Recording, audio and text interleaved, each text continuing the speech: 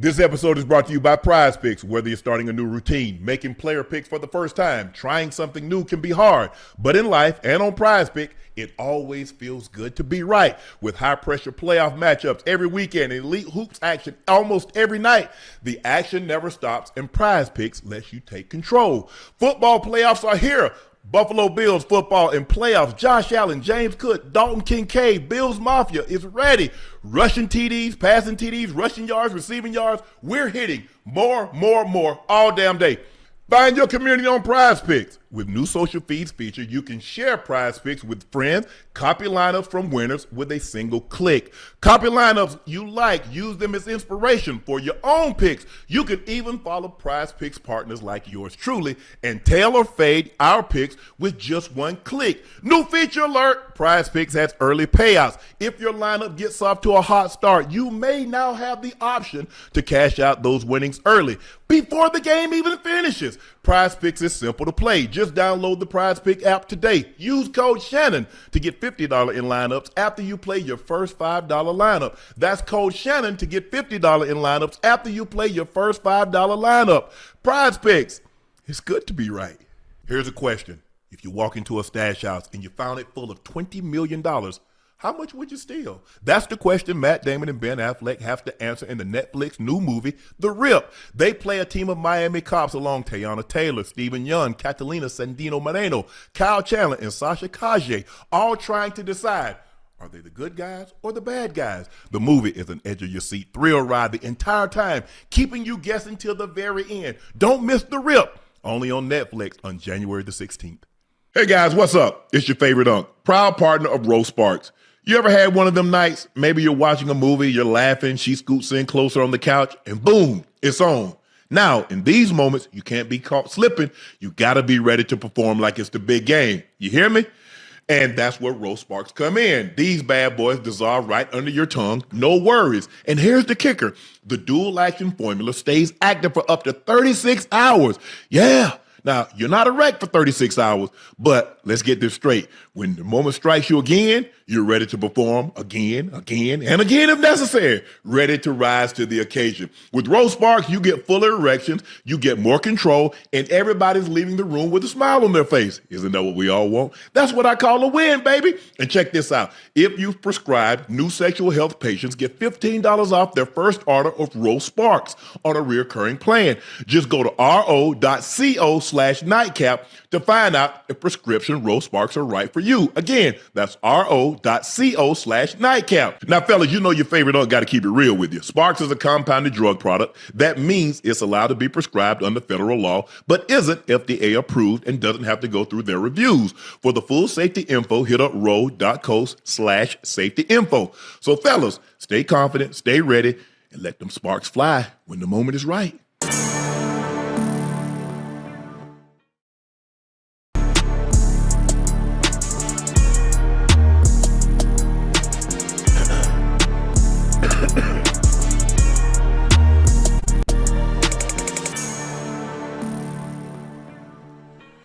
Thank you guys for joining us for another episode of Nightcap. Y'all know who I am. I'm him. I'm your favorite unk. The guy that's joining us, filling in, my partner, normal partner on a Thursday night.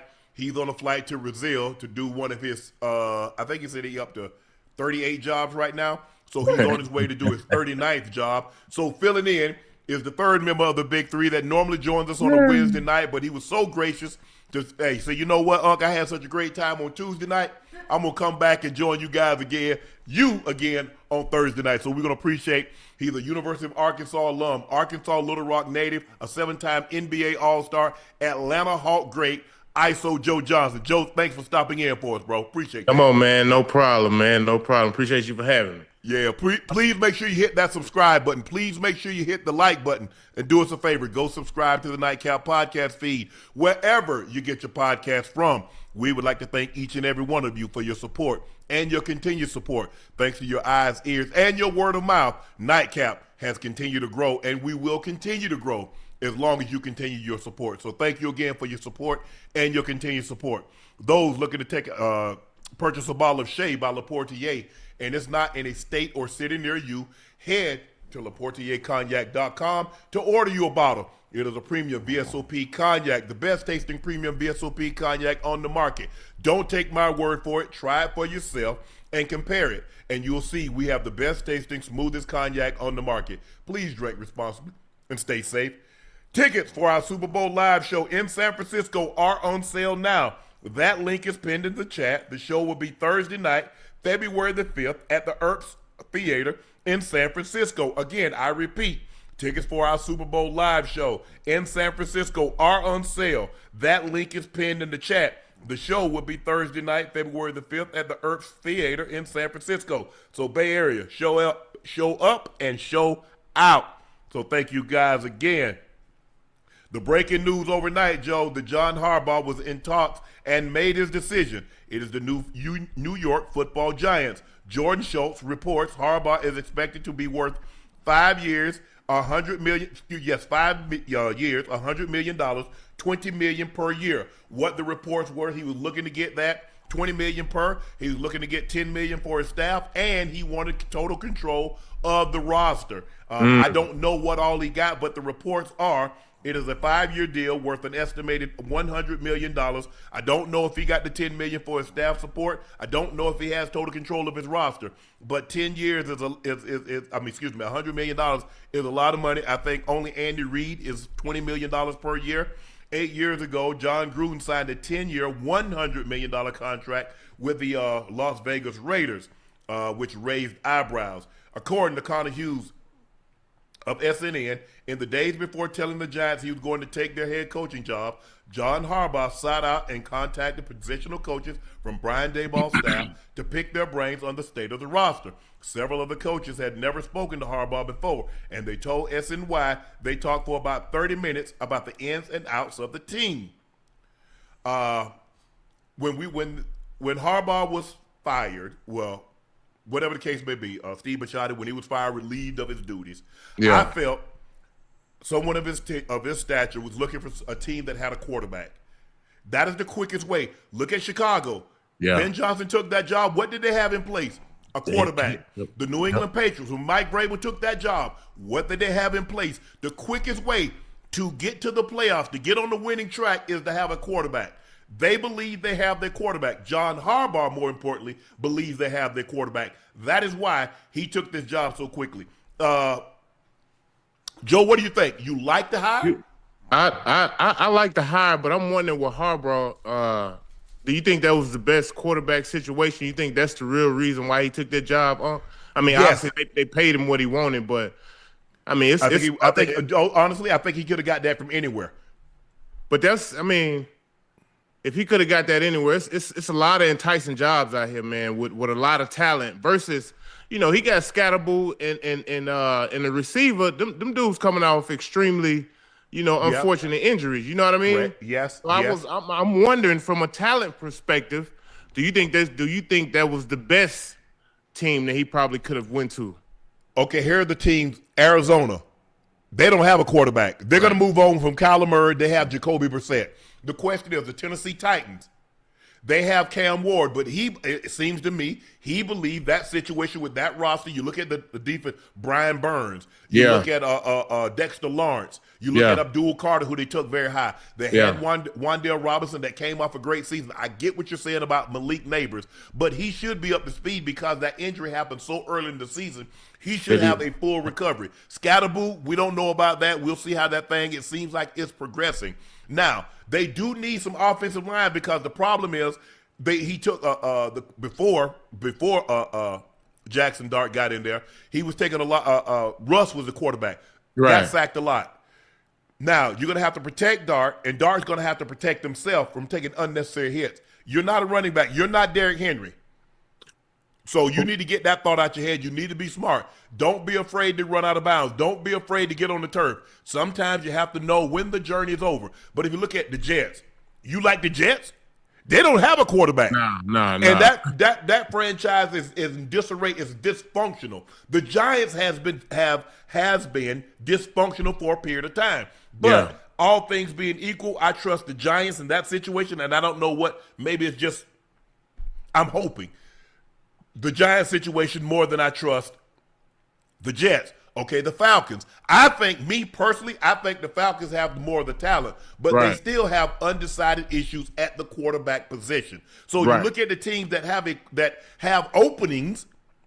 I think the Giants have the best quarterback situation. Do they have more talent than Atlanta? I don't believe they do. But they have a quarterback, and it doesn't matter how much talent you got. You better have a quarterback that can pull the trigger. Right. Okay. I understand that part. I just feel like it's a lot of other teams, especially when you look from the defensive side. I know you got to have a quarterback. You got to have guys at skill positions. You got to put points on the board. Well, if you can't stop nobody, man, you're going to be in trouble. I don't know how great the Giants' defense was. So, that's probably what more I'm looking toward. I'm like, okay, what is their defense like? Well, if you could predict the best way if your defense is subpar is to keep them off the field. If you got a quarterback that's turning the ball over, if you can't run the football, that is the quickest way to put your defense back on the field. Right. Now, you could be just porous and not scheme schematically or don't have the pieces in place a la the Cowboys. Cowboys' offense is sensational. What you trying to say? The Cowboys' offense is sensational. It's your defense, whether it's schematically. Now, look, you've had a history of this, Joe. For the last decade, you've gone through a ton of different defensive coordinators, and with the same results. Your offense is in the top 5, your defense is in the bottom 5. That's not a good recipe. But I'm looking at just the coach. Now, if Green Bay was available, I would tell him to take his ass to Green Bay. Right.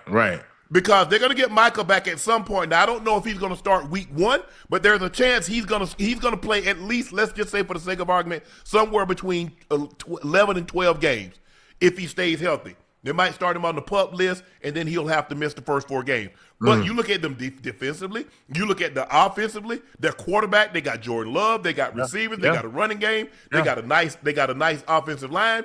But of the positions that were available, Miami, you like Miami? Their defense isn't that good. They don't have no quarterback. They're going to move on from Tua. It seems like I like Aaayyy. I love him. He's sensational. But they need offensive line help. They got Waddle, so we'll see. I like Darren Waller at tight end. He's shown me enough that he still has juice in the orange, and he should come back. Right. But I'm just looking at it from a standpoint of teams that have available coaching positions. The Giants have the best quarterback situation based on what I saw this year. Now, that could change. Cam Ward could come back and have a stellar sophomore season. He got hurt. Yeah. And we don't know. I don't think it's bad. Maybe if they had 5 or 6 more games, maybe he misses a game and he comes back. But of the coaching vacancies that are available, I like the Giants. I like the Falcons overall, but I like the Giants quarterback. And like I said, I think I laid out pretty good, Chad. If you look at the team, look at where the Patriots were last year. Well, Change coaches. Now they're in the divisional round of the playoff. Yeah. Look at the Bears. Yeah. In the divisional round of the playoff, both teams playing at home. Now, they did go out. They signed the Patriots signed Stephon Diggs in free agency. They got Big Milton Williams. They brought some guys in, and so you like, okay, and you can do some things. I think the Giants are going to do that. Now, I don't know where they are cap-wise, but they definitely need some offensive line help to make sure they can protect Jackson Dart. But I like this hire. It's a proven commodity. Ain't no guesswork. What I wonder if he can do. He's never been a head coach. The man was just a head coach for the last 18 years. Yeah, I agree. So I think he's a proven commodity. Yeah, I agree. I think it's a great hire for the Giants. Obviously, you want to be able to keep Jackson Dart on the field. Hopefully, he starts to be a lot smarter going in year 2. But I mean, they got to put they got to get a defense on that can help the offense. Obviously, like you say, you want the offense to stay on the field so the defense don't have to work as hard. But for the most part, it looked like Harbaugh wanted more control than anything. Yeah, I look. When you've been in that position, Joe, and you've had some control, it's hard for you to go to another situation and have no control. Right. Especially after you've been at the job for an extended period of time. He's been under task for 18 years. And to go, and most coaches, that's the hardest thing. I mean, when you look at Coach Belichick, and Coach Belichick has had total control. For me, it's going to be hard for me to see him going somewhere where he has little to no control. Right, absolutely. And so I think that's the thing. And look, The reports are Mike Tomlin's not looking to coach, but I like Mike Tomlin in Atlanta. Oh, man. I like Mike Tomlin in Atlanta. Man, you know how these people embrace Mike Tomlin if he came here to Atlanta? Oh, he gonna have to find him a quarterback though. Huh? Yes, for sure.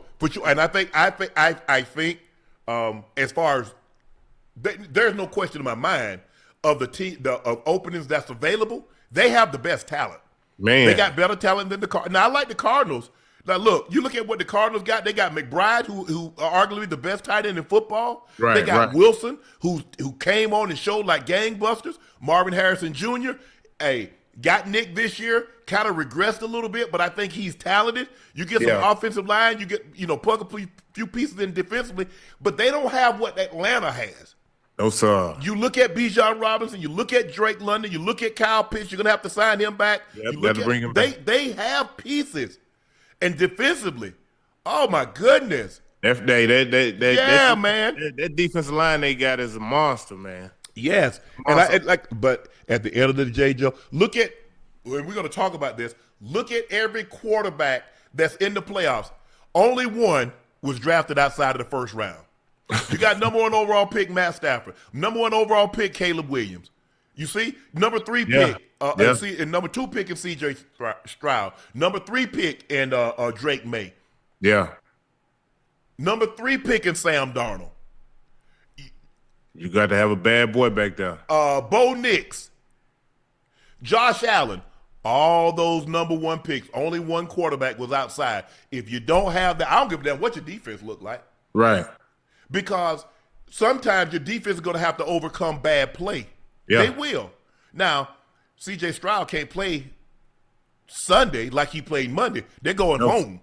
For sure. Because he's going to put his defense in harm's way. They're not going to have to drive the football very far. And they have more weapons, and they're able to run the football, and they're able to protect better than what the Steelers were able to do. So he can't have the type of game that he had. But without a quarterback, in today's game, the way they have it structured, the way they set it up, you can't win without a quarterback. And so I like this. I like this hire for the Giants. Hey, but I like it too. Well, with these coaches, with these vacancies, and let's say you're a head coach going into a situation, don't you kind of have some say-so? Like if you go into a situation like Atlanta, you know you need a quarterback, and they ask you to be the head coach. Don't you kind of got some say-so, some guys who you think you may want to bring in? If you're Mike Tomlin, yes. If you're John Harbaugh, yes. But sometimes you're a first-year coach. You don't have a whole lot to say. John Harbaugh had to build up to get that. Mike Tomlin had to build up to get that. Coach Belichick had a lot of control, but he built up and got even more. Andy Reid got some control, but he built up and got more as they started winning. You coming in and you haven't been a head coach before, or you haven't won. You want to do? You say what? There's only 32 of those positions available. Right. So you're happy to have one of them. Now, if you win, you'll get more. Just like Ben Johnson, I believe he'll get more say. Mike Vrabel's going to have more say. But Mike was a head coach. He took a team to a championship. He's coached in big games before. Yeah. And so with this situation, you turn that around. You go from 4-13 to what? 13-4? Ben Johnson, Chicago, you know what they were over the last several years. Yeah. But now that you got that quarterback position solidified, they're going to have a little bit more say. Now, mind you, those quarterbacks were already on staff. It wasn't like, Mike Vrabel selected Drake. It wasn't like Ben Johnson selected Caleb Williams. Absolutely. So it definitely helps if you got a quarterback already on staff. Yeah. Now you can build out your roster how you want and have some success doing that. So it's going to be very, very interesting, but congratulations, John Harbaugh on the job. This is right up your alley right here, Joe. Rich Paul suggested the Lakers should trade Austin Reaves for Jaren Jackson Jr. Is Jaren Jackson Jr. Rich Paul client? Caused significant ripples, but in fact, the tensions reached the sidelines on Tuesday night when AR's agent, Reggie Berry, confronted Paul. One of Austin Reaves' agents reportedly confronted Rich Paul at the Lakers game, per Dave McMenamin. One of Reed's agents, Reggie Berry of AMR Agency, approached Paul on the sideline near half court at halftime of the Lakers-Hawks game Tuesday night. The two people spoke for about 5 minutes or so. And the topics of conversation was Paul public trade scenario regarding Reaves. Rich Paul has a podcast. Rich Paul, and look, I like Rich, but Rich Paul is talking like he's not an agent. Right. He's talking like you and I. This is something we might have should have suggested. But for an agent that has one of the biggest names on and you know, he's talking about Jalen Johnson, who's one of his clients. He's talking about this and that. But what were your thoughts when you heard that a current agent getting on his podcast and playing out scenarios for teams in which one of his players is on said team? Yeah, I thought it was very conflicting because as an agent, you know, what you say holds a lot of value and weight. Absolutely. You know what I mean? And coming from Rich, you know, obviously LeBron being his top client and on the Lakers with Austin Reaves, suggesting that they should trade Austin Reaves for Jaren Jackson. Man, that's a touchy situation because he's an agent. So if I'm representing Austin Reaves, when I come to the games, we need to have a talk as well. I need to sit down and talk with you too. Hey man, don't be throwing no in the windows out there about my clients. You know what I mean? So I can understand the ruffles and Austin's agents. So I really don't know what Rich Paul was thinking in that moment, man. Or maybe he didn't give a damn. You know, I think. Yeah, I think that. Look, and I don't have. Look, you're gonna get yourself in trouble because if you talk long enough, Joe, you're gonna say something that you probably shouldn't have said. Right now, Rich knows better. He knows. Just like what he said about LeBron and things of that nature, you have to be careful in a situation like that. And I'm glad LeBron came out and said what he said because I don't think but people will automatically try to tie it to LeBron. Yeah. Because that's LeBron's agent. LeBron says, well, y'all know how I feel about AR. Yeah. And I think LeBron does hold him in very high regard. But I just thought in this situation right here, if you want to have a podcast, have a podcast. But when you're talking about, I just looked at this, I don't know how professional this is. I would have a problem with that. From an agent standpoint? Yes, I would have a problem about that, about you talking about somebody else's client. Obviously, AR is repped by AMR. Jaren Jackson Jr., Triple J, is repped by CAA. Yeah. I'm just like, so what's the play? He looking out. I guess he called himself looking out for the Lakers, because when you think about it, for really, if that trade could happen, you know, it obviously would be super beneficial for the Lakers. If you just want Jaren Jackson, he might give you 25 one night. He might give you 12 and 7 the next. He's not a consistent big man like Giannis. If he was gonna give me what Giannis, or he could give me what Jokic, or he could give me what Embiid was in his prime, I'll make the trade tomorrow. Well, you never know. Think about this. You got to think about Jaren Jackson, Luka, in pick and roll, LeBron and Jaren Jackson in pick and rolls.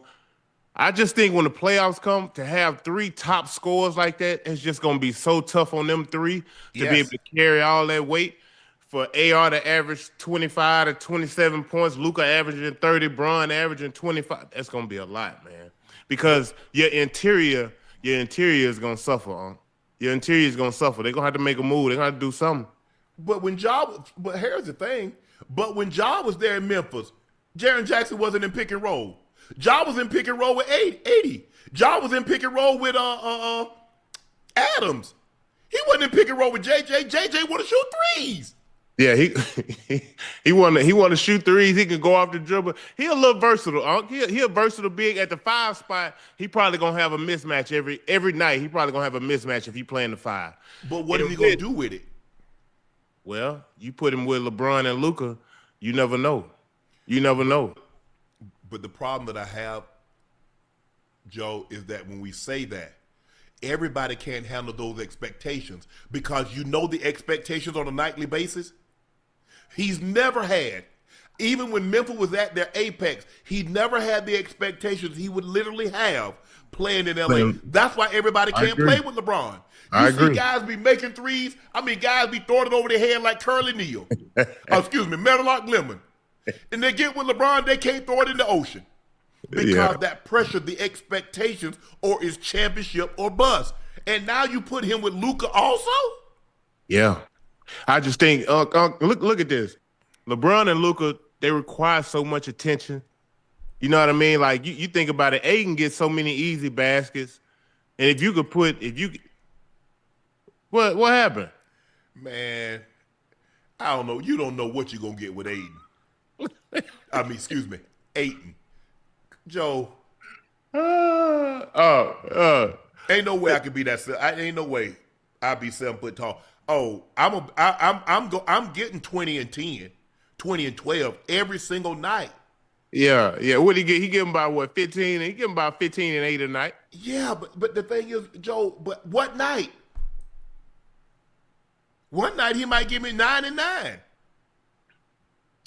It should be so easy with him because first of all, Luka and LeBron is going to take up so much attention with ARs off the court. Yeah. And when AR comes back, you got 3 guys. Everybody's focused on those 3 guys. Put him in the dunker spot. Put him in pick and roll. Let him pick and pop. Let him roll downhill. Bro, he just I don't know his motor. His motor is just not what it needs to be. And I think I don't think I think Jaren Jackson is fine. Is a solid player, but. Excuse me, I don't know what you guys think, chat, but he doesn't move the needle for me. I don't think he makes does he make the Lakers better than OKC? Does he make the Lakers better than the Nuggets when they get them back based on the way Jamal Murray and now Peyton Watson is playing? Does he with Jokic? Hey, chemistry and continuity is everything. You never know what the chemistry may be with him and them guys. Because I think Jaren Jackson is more of a rim protector than Aiden is. Yeah, he is, absolutely. Yeah, you know what I mean? So defensively, Aiden ain't gonna give you 4, 5 blocks, 3, 4, 5 blocks. You know what I mean? He probably give you double-figure rebounds, but defensively guarding his man, help defense, you ain't gonna get much out of him from that. And we gonna get Aiden at the rim, or he gonna be out there ready to shoot threes. And plus another thing, Joe, foul trouble. He might have 4 fouls by halftime. Hey, listen, the Lakers gonna shake something up, man. They got some great valuable assets, and if they want, LeBron ain't getting no younger. They got to try to go for it to this year. But the thing is, you said they got valuable assets. They're not. First of all, they're never trading Luka. They're not gonna make because the Lakers. You need a draw. Yeah. He'll draw. Now, he's not going to play any defense, but you know that. There's 2 things you know about Luka. He's not going to play defense, and he's going to argue with the officials. So you just stop telling him to play defense and stop telling him to stop arguing with the officials. Those 2 things, they're like taxes. They're going to happen. They're going to happen. Hey. This is what JJ told The Athletic, Joe. At first, I didn't think it was real. You have to figure out if it's real. Usually now, I'm not as versed in technology-wise as those people younger than me. I was figuring it out if it's AI, deep fake, all that stuff. Then it wasn't. It was the first time Rich had publicly played GM on his new podcast. In December, as speculation ran rampant over Giannis possibly asking out of Milwaukee, Paul said the Bucks should demand rising star Jalen Johnson in return. Anyway, that's his client. Johnson is a client of Paul, and the agent admitted Johnson wouldn't want to play in his hometown of Milwaukee. Well, why would you throw that out there? Yeah, they ain't. Why would you even Joe? Why would you even comment on stuff like that? Now, if I'm a team, honestly, and I think the world of Rich Paul, I would be hesitant to talk to Rich because I'm afraid he might leak something. Yeah, but Rich also knows in the power of having a podcast and knowing his voice. He knows it's gonna be soundbait. He know people gonna pick this up and talk about it. You know what I mean? But Jalen ain't going nowhere. They ain't letting that boy out of Atlanta. It's a wrap. They let him out of Atlanta for Giannis. Jalen Johnson? They'll let Jalen Johnson out of there for Giannis. Absolutely. How old is Giannis? 31. He 31. What, Jalen? 23, 24?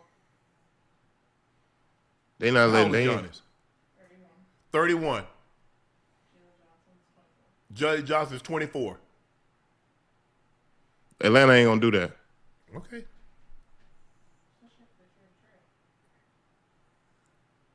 Because I already know Giannis gonna give me 30 and 15. Okay, my bad. I'm too high. 30 and 13 with 5 assists on 60% shooting. Yeah, he gonna get it. He gonna give you that. But Jalen gonna give you just as good as numbers as Giannis gonna have. I personally wouldn't do it either, for the simple fact you completely change the dynamic of your team. Yeah. You in sync now. Now look, Joe, y'all not going nowhere. Who, the Hawks? Yeah. Oh, you might be. Can y'all? First of all, you got to think in a series. Can you beat the Knicks in 7? When April get here, we don't know who's gonna be healthy. We don't know nothing. All we know is all we know is right now. Okay. Is what we got. We got to get rolling. And when April get here, we hope these guys be, trending in the right trajectory.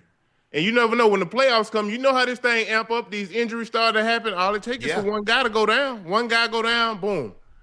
It could be a wrap for a team. Atlanta. That means you'd have to beat possibly the Knicks. You'd have to beat possibly Cleveland. Boston is playing really well. I did not expect Boston to be playing as well, but JB is playing out of his damn mind. Oh yeah. You still got Philly because Tyrese Maxey should be an all-star. He's playing great. I think the thing is because they're managing Joel Embiid, but I don't even want to bring that up.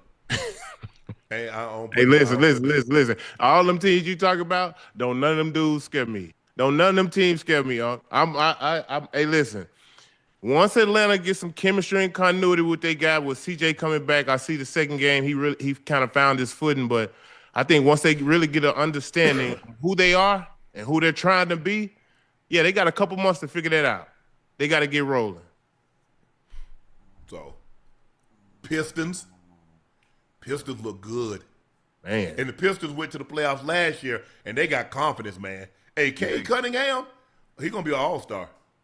Oh no, he's gonna be an all NBA. He's gonna be an all-star. It ain't just him. Man. I like Durant. Durant probably gonna be an all-star this year. Mm-hmm. They got a bunch of guys. They got some blue-collar, hard-working dudes. They gonna get after you from start to finish. They kind of pick up like OKC, pick up full court, be pesty. They kind of took a page out of their book. I love the Pistons. I love the work that those guys have done down there and what they're doing. They should have They should have beat the Knicks. They had the Knicks dead to right and gave it up down the stretch. Yep. They were young. They were young. Yeah. It was a learning experience from them. But this year, them boys gonna make some noise. That's one team I don't want the Hawks to see. I ain't gonna lie to you. I don't want the Hawks to see the Pistons. I tell you what, even would you be willing to trade Ayton for Joel Embiid? Ayton for hell yeah. What? I would too, but I can't count on him. I ain't really counting on him. You can't. You get him in that environment, in that atmosphere. Putting Braun in his ear. Get his weight down a little bit. That sunshine get the beating on him. You know how it is out there in LA. Yeah, that boy be playing different. You boy look like Prime Shaq out there. Man, you think that can happen? No, I don't think. No. The salaries. I mean, he's still on the book for another 2 to 3 years at $60+ million. You got Luke on that number. AR is going on max contract. AR is going to want north of $200 million. I just don't see a scenario where it happened. That's what scares me with the Lakers and AR, because the market is going to demand that he gets paid max dollars. Yes. I don't know if the Lakers going to be able to pay that. I don't think they are either. But he's going to want it, and he's gotten better and better every single year. And I want guys to get paid, especially a guy like him that put so much work into it. And you can tell that he's put work into it. Oh, yeah. Hey, I'm with you. That's an Arkansas guy as well. I know he would probably love to stay in L.A., but his value is going to, be so high. He'll be more valuable as a first option somewhere else. Now, he probably won't get the glitz and glam that he gets in L.A., right. But the one thing he's shown is that he can flat out play. Oh yeah, that's why I say Lakers got some good trade bait over there. Because you might have to trade him. If you ain't gonna be able to pay him, you ain't gonna let him walk for nothing. You got to get something from him. Absolutely, I agree. Ocho, doing shoot around in Berlin. See, I keep Ocho. Joe, doing shoot around in Berlin this week, there was some heat between John Morant and Vince Williams. According to the legend, this was the dialogue. Ja, I don't mess with y'all. I'm with whatever. Vince, let's go to the back. Why? I'm right here. That's what Ja said. Vince, let's go to the back. Ja, you've been here for 5 minutes. You're not like that. Hey, get my dog out of there. Get Job out of there, man. It's time. It's time. It's over boiling. Hey, the beans are burning, baby. Get that man out of there. Hey, look, when you start getting into it with your teammates like that, it's time to go, man. Y'all got that man frustrated. He ready for a new scenery. And he said, I don't F with y'all like that. I don't know. I maybe you have, Joe, but I've never been on a team where a teammate said, I don't mess with y'all. Now, I've heard teammates say, I don't F with you. Right. But he said, I don't mess with y'all, meaning more than one. You're Absolutely. not the only one. I definitely don't mess with you, but I don't mess with none of y'all, really. And I agree with you. Everything you just said.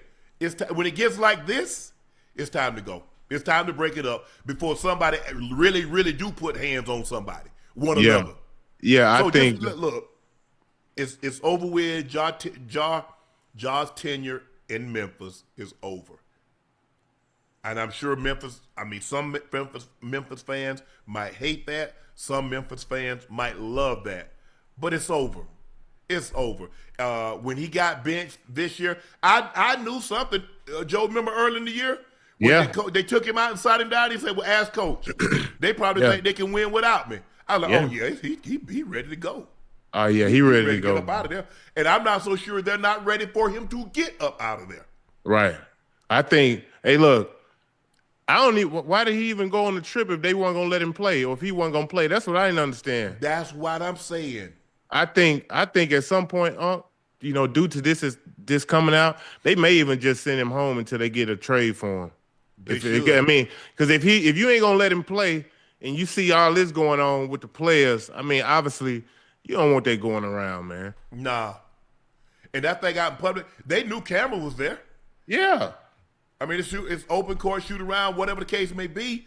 It's like, hey, let's go out back. Nah, Josh's like, I'm right here. He said, you been here 5 minutes. And you ain't really like that. You ain't trying to get no fade.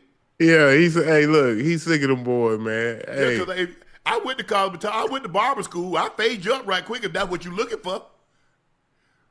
But I agree with you, Joe. I just think it's time for Ja, for whatever reason, maybe when they suspended him the first time for the incident that happened in Denver. Yeah. But he lucky. David Stern, you took a gun on a trip? Oh, man, you done. You might have been done for a year and a half. Yeah. Dave Stern played that, man. No, you can't. And then, well, maybe he got it in Colorado. The mere fact that he had it in the locker room, let's just say he didn't transport it from Memphis to Denver. Somebody passed it along to him. He had some homeboys out there, and they gave it to him. Bro. Yeah. And then you would have thought, and then there's another situation where I don't understand why your homeboys know that you shouldn't be having with no gun based on what had happened to you just a few months earlier. And then they videoing you? I don't understand it. Man, you gotta protect the money, man. You gotta make sure he good. You can't have him out here doing all this wild stuff. No. Man. You shouldn't be around it. You shouldn't be condoning it. Nope. You gotta keep bruh clean. Especially after you done already got caught once or twice. Man, you gotta chill. That was the thing. You would have thought, like, you know what, man, hey, things slipped out of my pocket. I'm in shotgun Willies. It slipped out of my pocket. Okay, hey, my bad. Hey. And you came to the commissioner and said, hey, that won't ever happen again. And then you were in the car with that file, and then your homeboy recording it. You should say, Pop, first of all, if my homeboy's with me and any recording going on, they got to go. Yeah, hey, I'm like that too. But you know, a lot of these dudes, man, especially these young cats, they you know who their influences are. They listen to this rap music, and that's pretty much what it is. And so street cred mimicking rappers, but it hurt NBA players. It hurts your brand. So I'm just I think Ja's phenomenal. Having watched him play several times when Memphis came to play the Lakers, he's sensational. Yeah. But I do believe, but at the end of the day, you could say, well, he got the wrong people around him. Ja grown man though. Yeah. Ja grown man. I had a conversation with Mike Vick, and I say, Mike, your boys. He's like Sharpe. He's like, you think I'm gonna listen to them? I'm making the money. Right. Why I'm listening to them? If I'm gonna listen to them, they should be where I'm at. Right. He said, I wasn't gonna listen to them. Even if they had told me I wasn't. And maybe, because at the end of the day, yes, sometimes you have homeboys that's like, hey, Joe, come on now. We're not going to do that, Joe. No, Sharpe, come on. Now, hey, you know I'm dirty. I don't even want to put you in that situation. Because the mere fact you got out, we get to watch you. I get to tell, even when I go to the pen, I get to tell, that's my homeboy right there. Man, you lying. You don't know that, man, that's my homeboy. We went to school together. Yeah. And some homeboys are like that, bro. I'm dirty. Get on from around here. You finna get out. You finna do. You going places. I ain't going nowhere. Right. That's right. I'm gonna go stand right on this corner and wait for somebody to come and try to get by this dime or this nick up off me. That's what I'm finna do. Yeah, that's Redo. That's right. That's why the guys who you keep around you, man, you got to make sure everybody super clean, super squeaky clean and tight. You don't want to have none of that BS going on. It's because I just think we're living in the times now where it's so easy to get caught doing anything. You know what I mean? And because everybody got their phones out, Joe. It's hard to get away with anything. You got to automatically assume people got their phones out. Yeah, automatically. Any little thing. Any. I got heated this morning. Joe, I went to Chick-fil-A. Go to Chick-fil-A, get my normal order. But my sister's in town. So my normal order, 2 sausage biscuits, large hash brown, grape jelly. This time my sister's in town, I get an extra biscuit, sausage biscuits, small hash brown for her. She don't like because I bought a large last time. She threw half of them away. You ain't finna waste my money. It ain't that much, but you're not finna waste any of it. Right. Anyway, so my bad. I didn't check the bag. I get home, I got 3 sausage, egg, and cheese biscuits with 2 small hash browns. Oh, no. Garage up, gate open. Ooh. Went right back up there. Right on back up there. I said, ma'am. I ordered 3 sausage biscuits, large hash brown, small hash brown. Okay. She said, I was like, sorry for any confusion. Hey, can you, what's the term they use? On the fly. Can you make those 2 sausage biscuits and hash browns on the fly? Which means in a hurry. Yeah. She had them to her. I'm sorry about the confusion. I'm about to go out the door. So I'm saying, Shannon, check the bag. I got 2 sausage biscuits in there. You know what I'm saying? That's old devil. See, the devil, a couple of months ago, devil would have got me. Devil would have got me. Yeah. Devil came out to Vegas looking for a soul to steal. He had trouble in mind. He drove it like, look at deal. I said, oh, no, devil. You ain't finna get me. You ain't finna get me. Oh, no, get back. Yeah. Because, see, I told you, I've been praying. I pray every night. I say, God, give me patience. See, God is not going to directly give you patience. He will put you in situations that will require patience. Hello. Yeah. Lord, have mercy. You gotta take a deep breath. I did. Oh, I said, yeah. I can't turn back around. She said, what's wrong, sir? I said, ma'am, you gave me 2 sausage biscuits because I asked for 3. She said, I'm sorry about that. But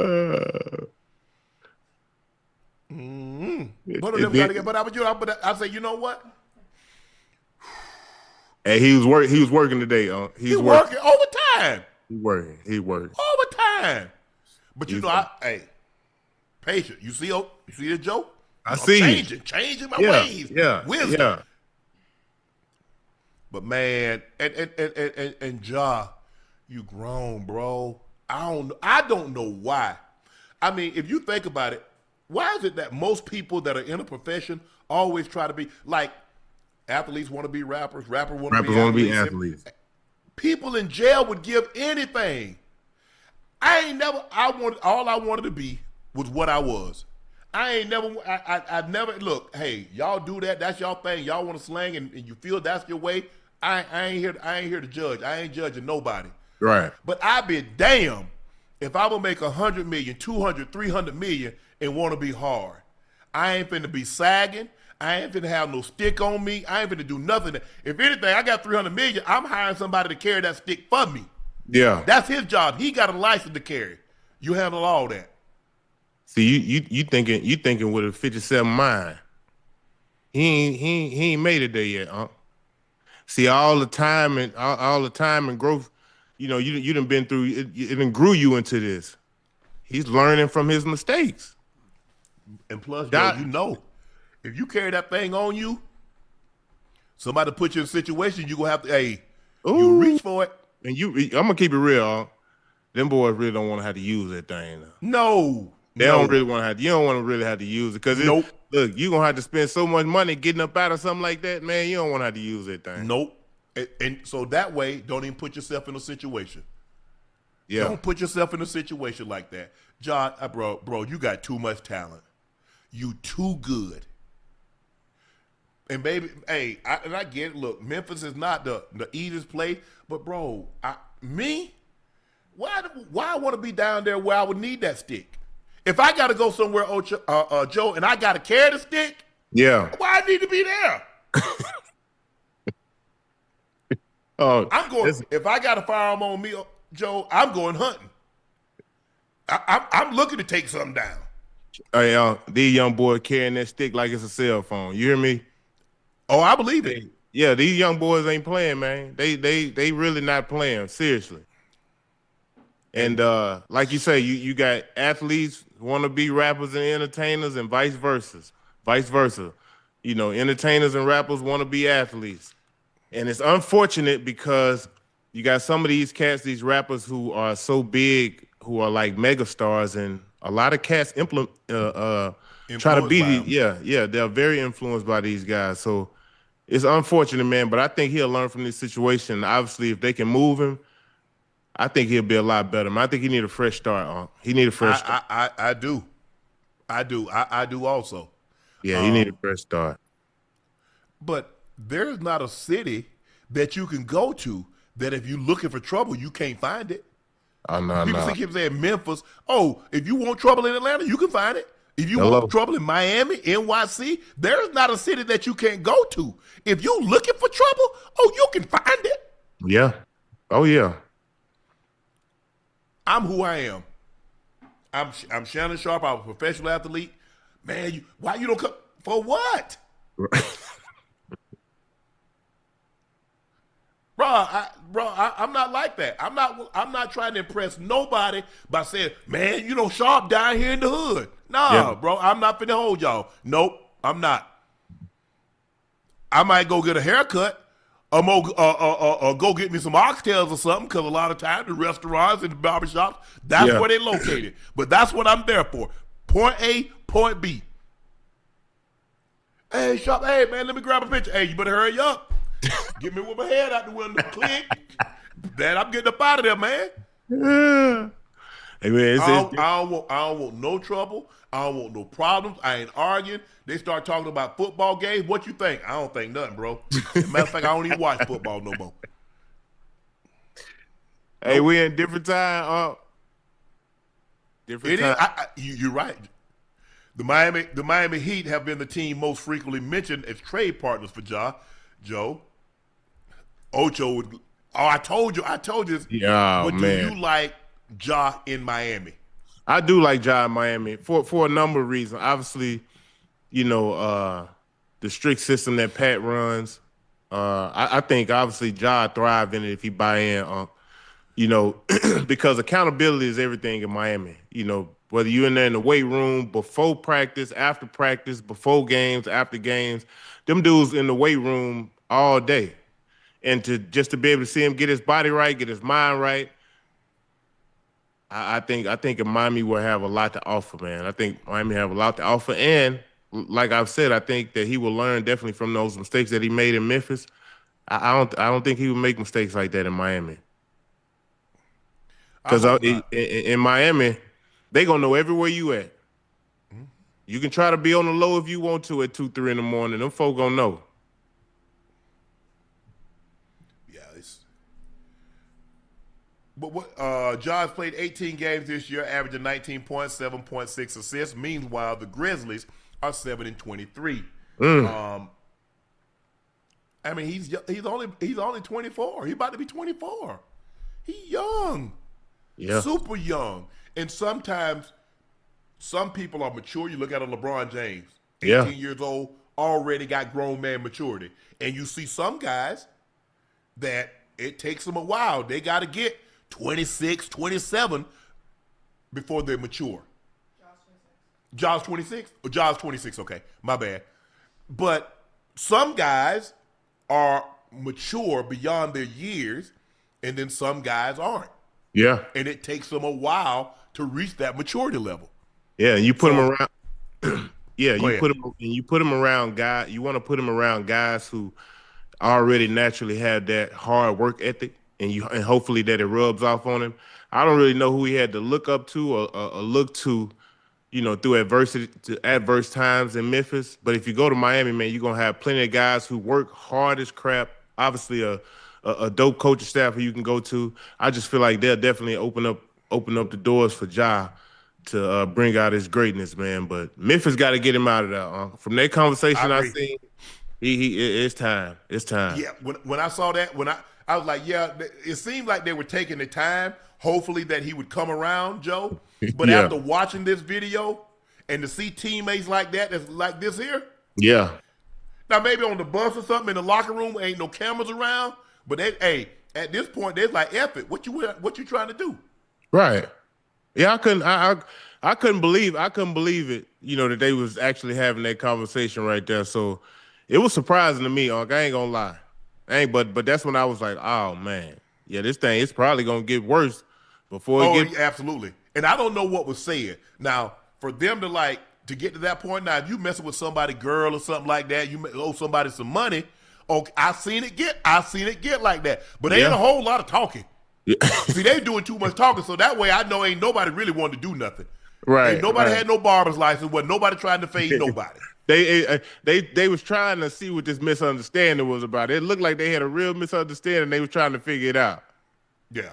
So in a situation like that, all that talking, that let me know that y'all ain't really about that.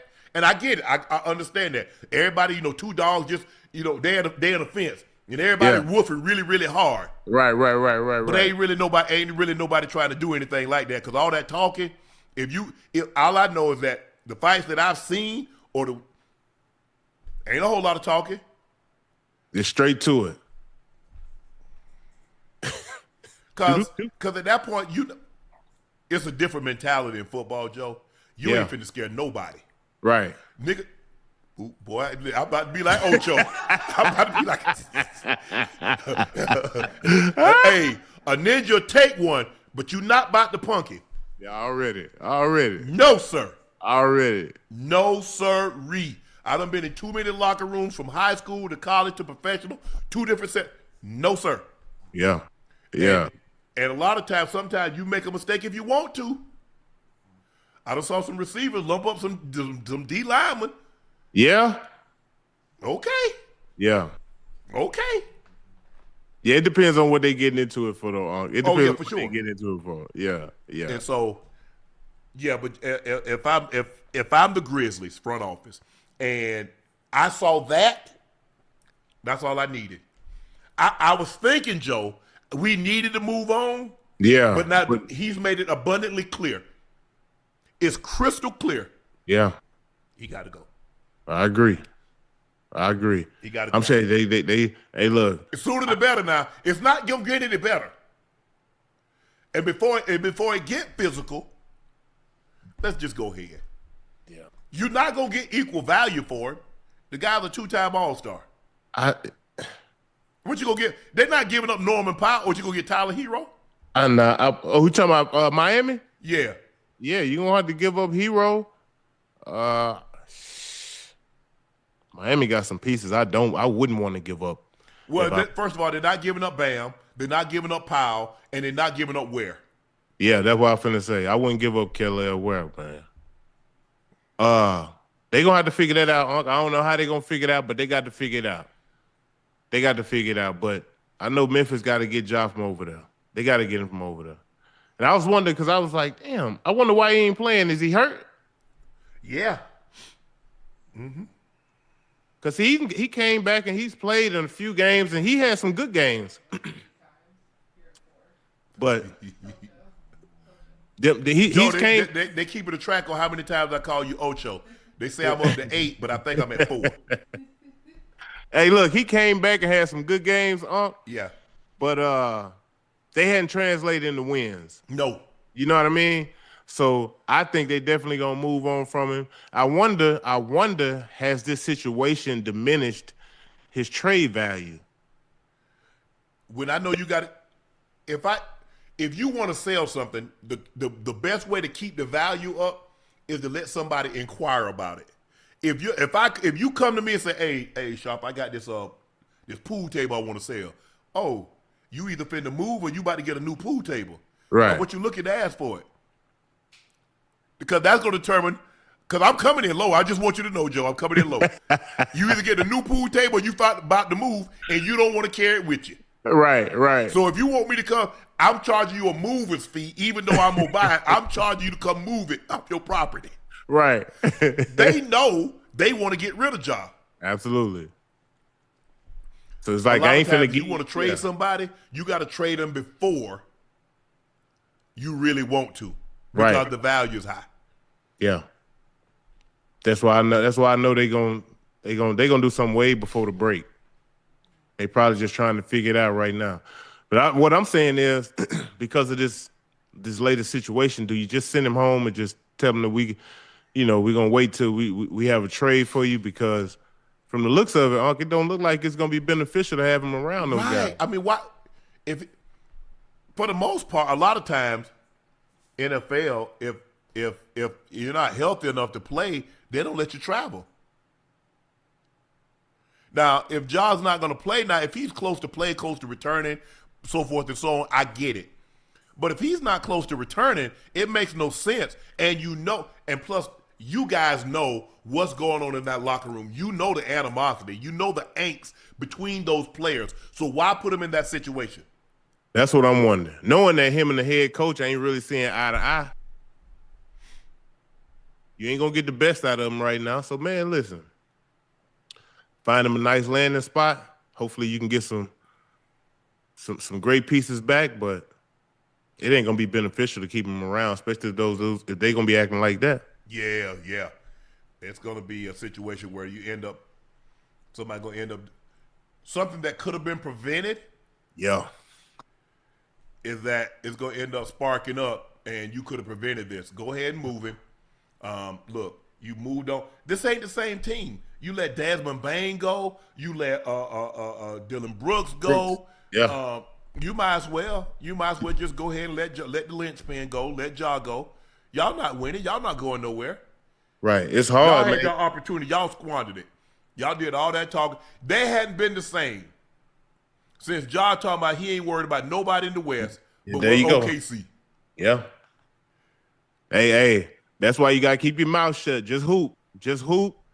You don't want no bulletin board material. Or Boston. I think he said, I don't know if it was OKC or Boston or somebody. He said, he said he wasn't worried about nobody in the West. Nobody in the West. Yeah, that's what he did. You're right. Yeah, he said he wasn't worried about nobody in the West.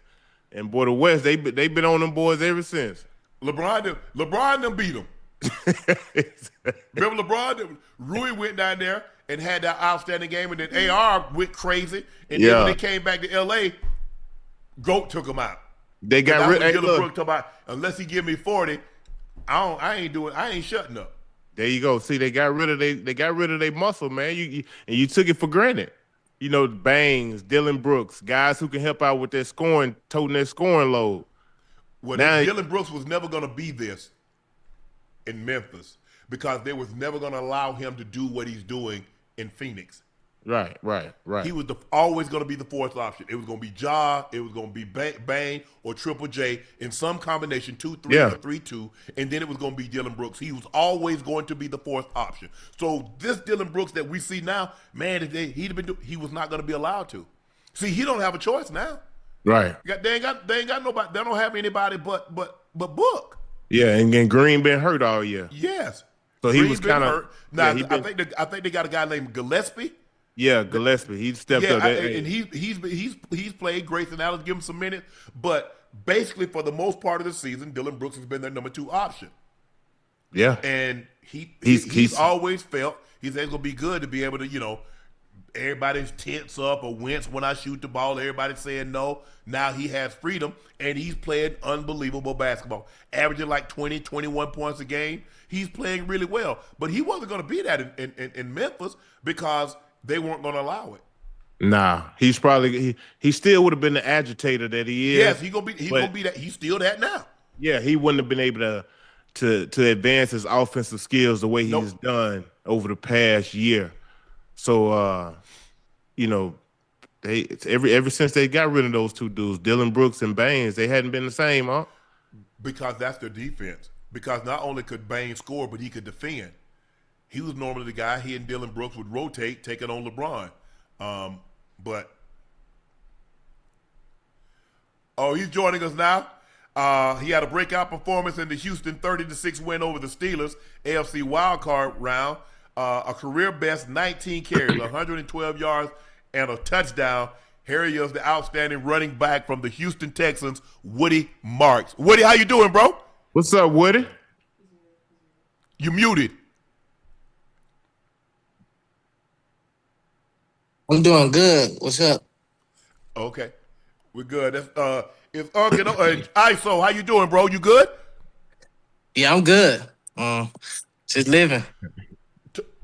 Talk to us about that performance. You guys, your best game of your career, and you had it on one of the biggest stages, the NFL, the wild card game. You're in Pittsburgh. They do a really good job against the run. Why were you guys able to have such success running the football that night? Everybody started Wednesday. I knew we was gonna have a big game. Just Wednesday practice when we first went out there. The guys was linking up and just moving people off the ball. And then it came on to Thursday. I was like, all right, it's carrying on. Then Friday it's carrying on. Then we was like, our running back coach, he was like, yeah, we're gonna have a good night running the ball. So it just came to life right there. It seemed like you guys wore them down. They had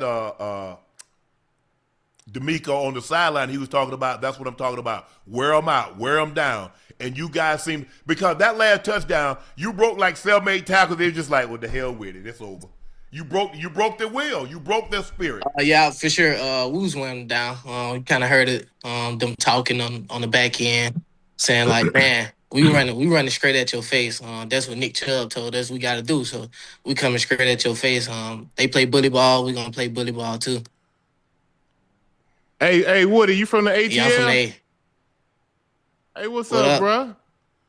Hey, tell me something. What's the biggest changes from the regular season to the postseason that you notice in this year? The structure of it. You got to be locked in.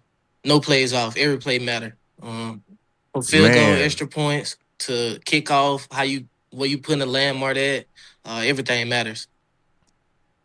Yeah. What high school you go to in Atlanta? Carver, Atlanta. Oh, okay. Christian Kirk also had 144 receiving yards. You guys have your best day on the biggest stage when it's needed the most. Because your offense struggled a little bit early on. You had 3 turnovers. Your defense didn't bend. They didn't concede anything. But you guys got it together. What was it about that week of practice that let you know that you guys had what it took to go on the road and get a very tough, hard-fought victory? But you made it look convincing. Yeah, we ain't replay plays. I think that was our fastest on Fridays, not replay plays. So everybody was locked in. So I knew we was going to have a great game. So.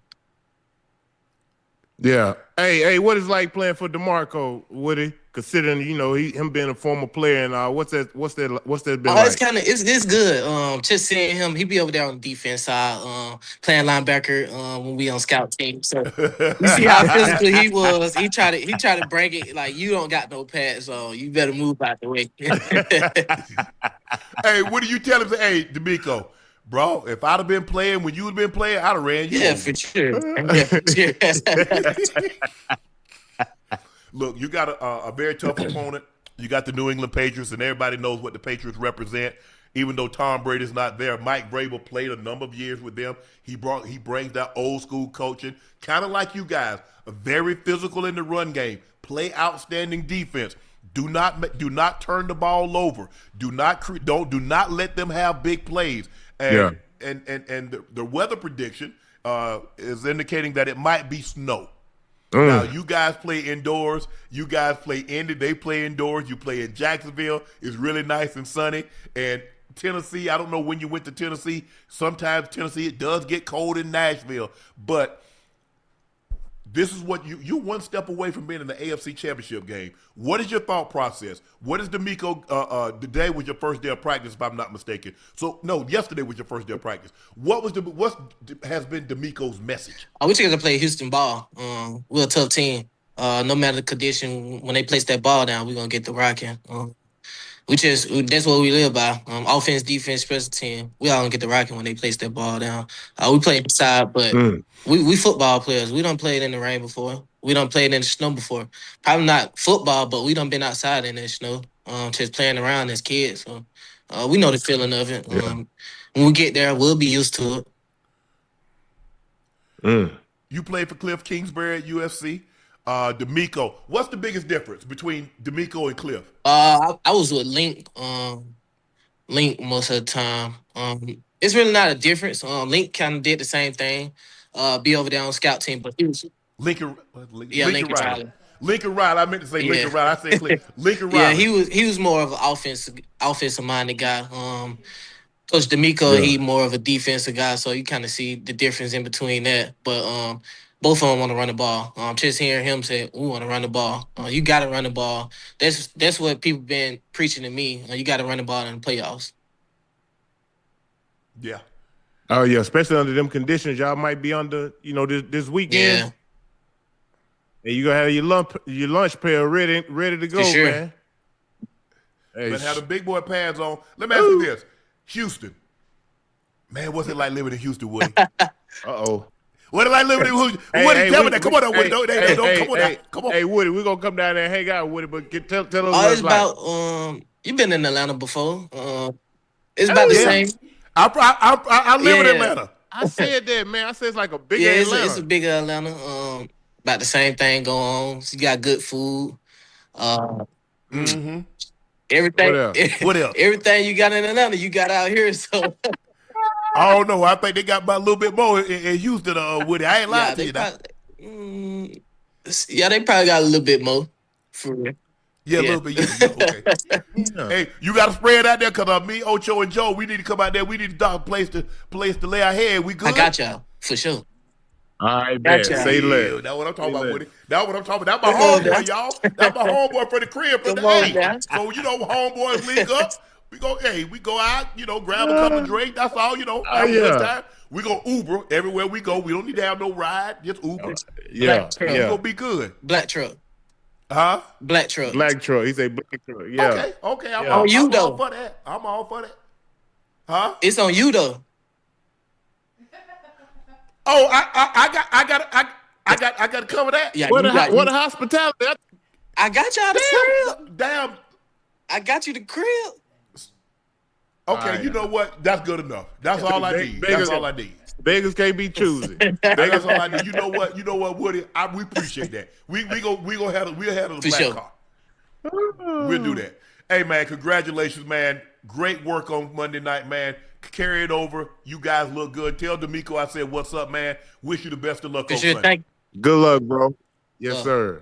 Woody Marks, the outstanding young running back for the Houston Texans, had a breakout game, 19 carries, 112 yards, 1 touchdown. He ran extremely hard all night long, and at the end, It was that running physical style that the Houston Texans offensive line and running backs played with that finally wore down in the Levy burst. And when he rucked that touchdown run, you could see that was the Pittsburgh Steelers. You saw something you hadn't seen from a Steelers defense in a very long time.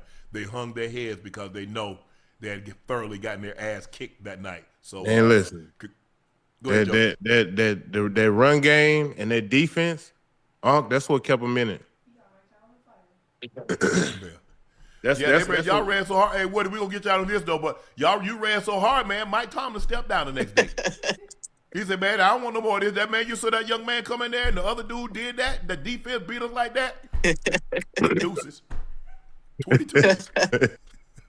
But appreciate that, Woody, man. Enjoy this time, man. Hey, you got something special going. Keep it going, bro. For sure. Yes, sir. Appreciate you, bro. All right, yes, sir. Jonathan Kuminga has reportedly demanded a trade ahead of the February 5th NBA trade deadline. According to Shams and Anthony Slater, Kuminga first became eligible to be traded on Thursday. After signing a contract extension during the offseason, he immediately asked to be dealt. The Kings and the Mavs have reportedly both shown interest in Kuminga, making them two of the most logical and likely landing spots for him. The Athletic also dropped the story that Kerr had Franz Wagner atop his wish list in the 2021 draft, but team governor Joe Lacob as the driving force behind the choice of Kuminga. Woo!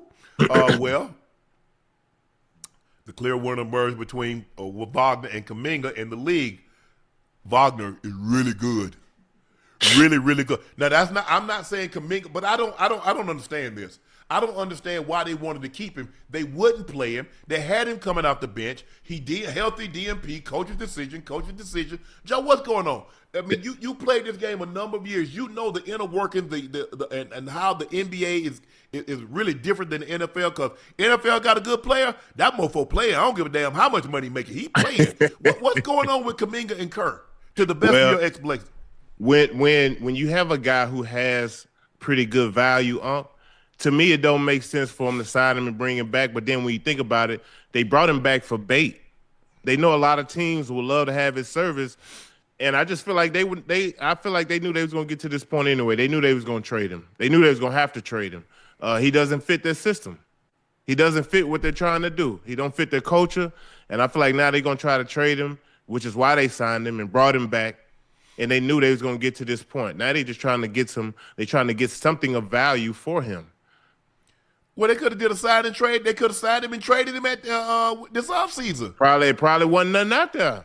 The market probably ain't been that great for him.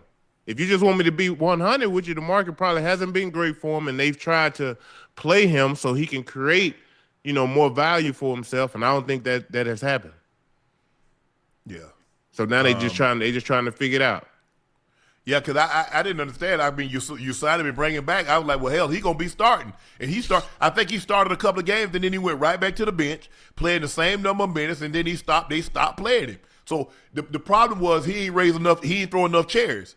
He ain't kick enough people in the ass. He ain't raised enough hell. To be honest with you, Joe, he ain't raised enough hell. Nope. And look, the real thing is his game doesn't fit what the Warriors system is, what they're trying to do, because he's not like a catch and shoot guy. Nope. He likes to get downhill. He basically Jimmy Butler.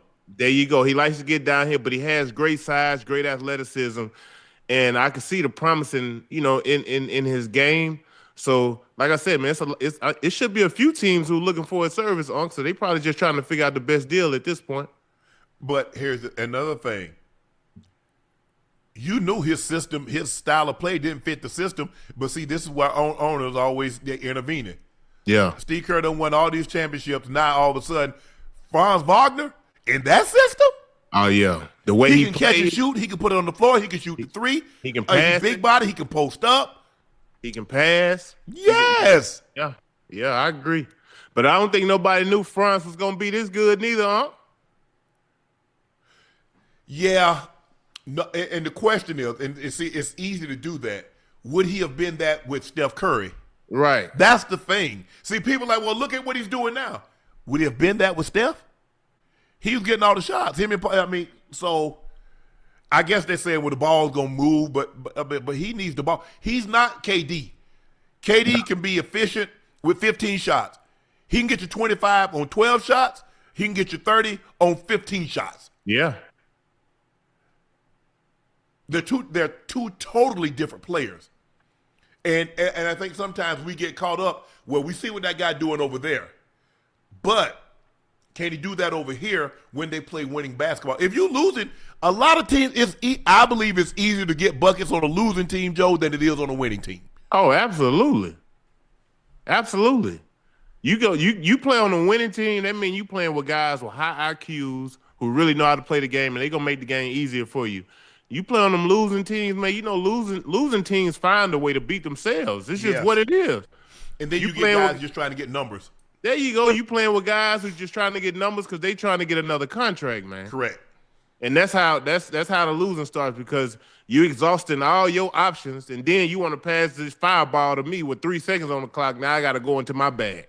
Yeah, and then when then they looking at my average, my shooting percentage. Yeah. Y'all didn't see it. They passed me the ball at the end of the shot clock, and I had to get 3 of them things off. Hey, y'all don't want to talk about that, but y'all talk about, man, I ain't shooting 45%.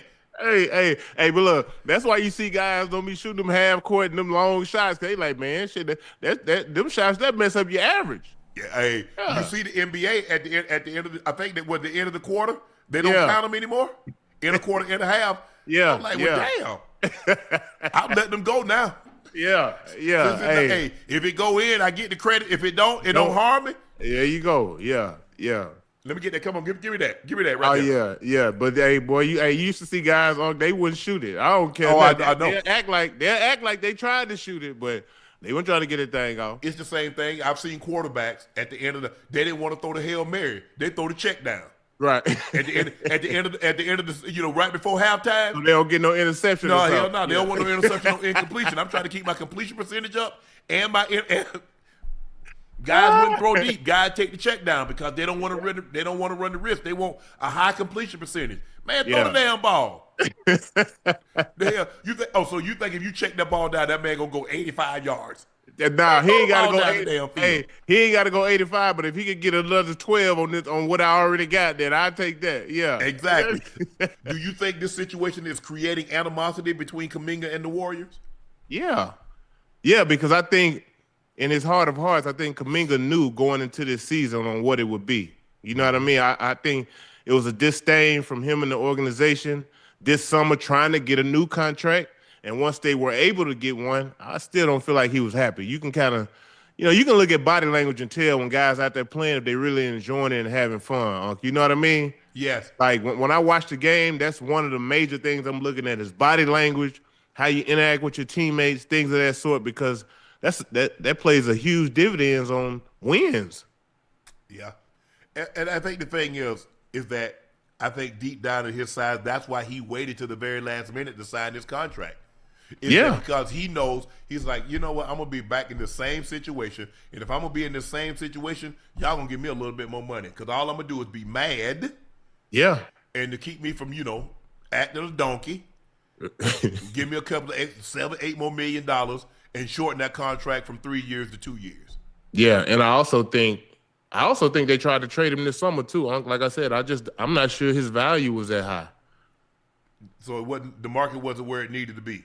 Right. I don't think the market was where it needed to be. So they felt signing him would be the best thing. Just bring him back, and then when you get to this bridge here, we'll cross it when we get to it. So now they're at the point. They got to make a decision.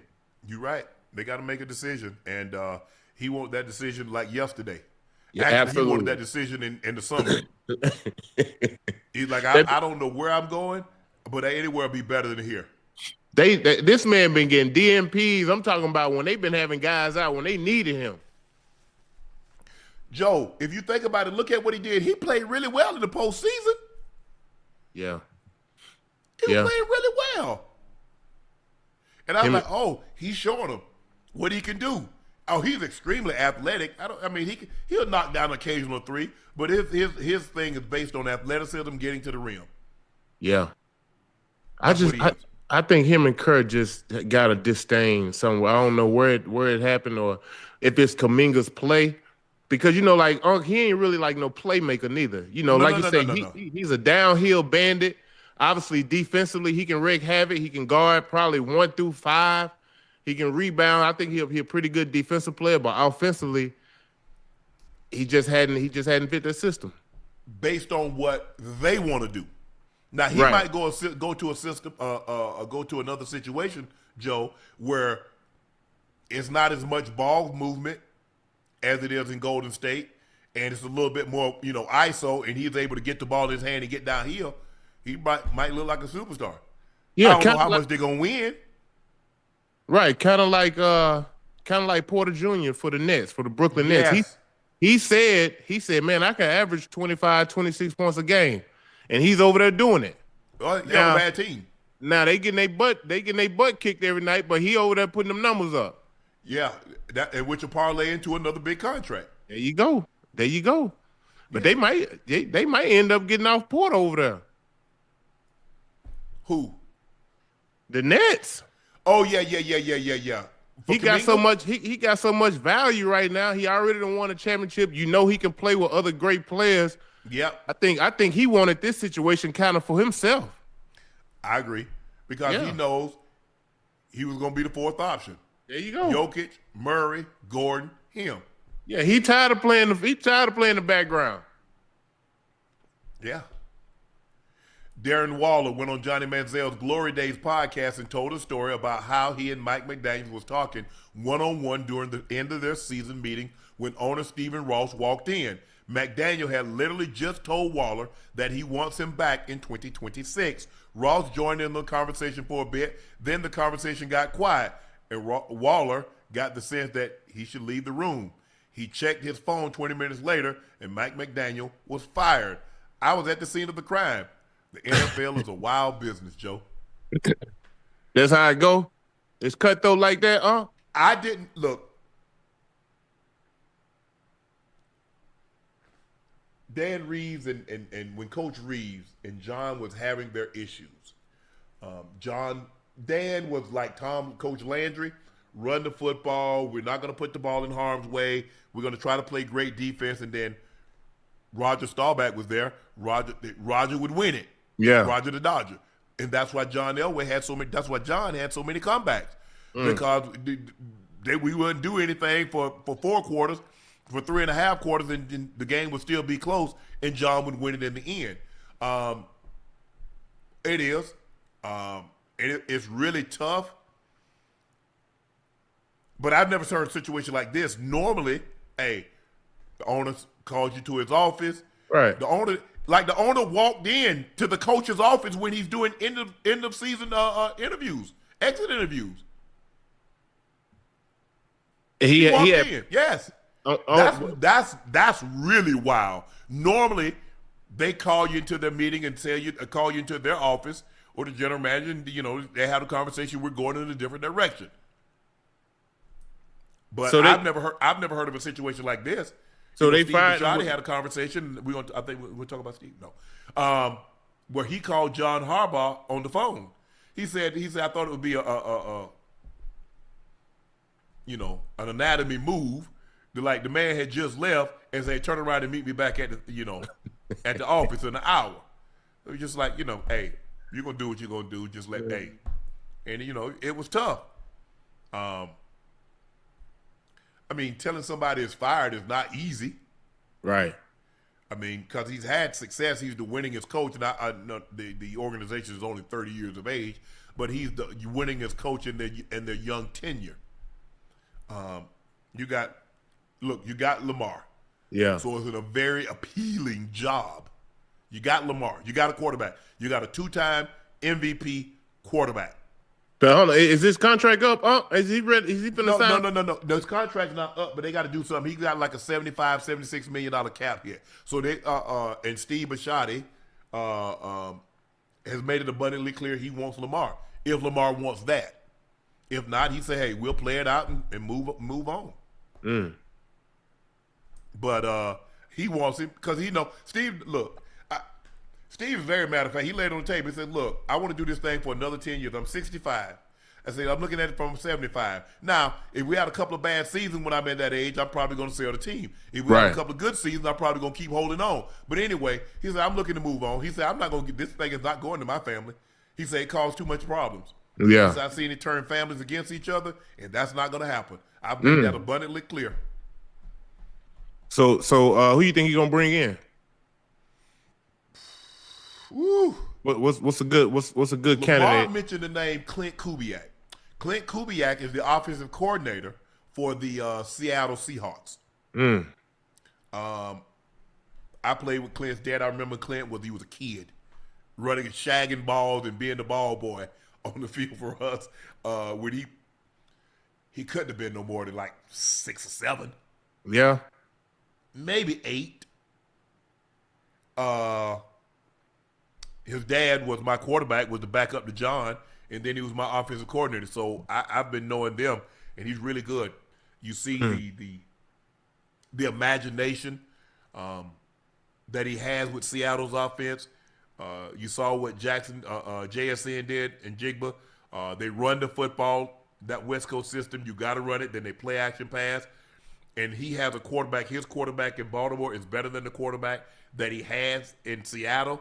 Yeah. So I can just imagine with his imagination and that quarterback and that running back to be able to run the football like they can run it and play action off of that. Yeah. What Derrick Henry got another year over there? Got 2 years.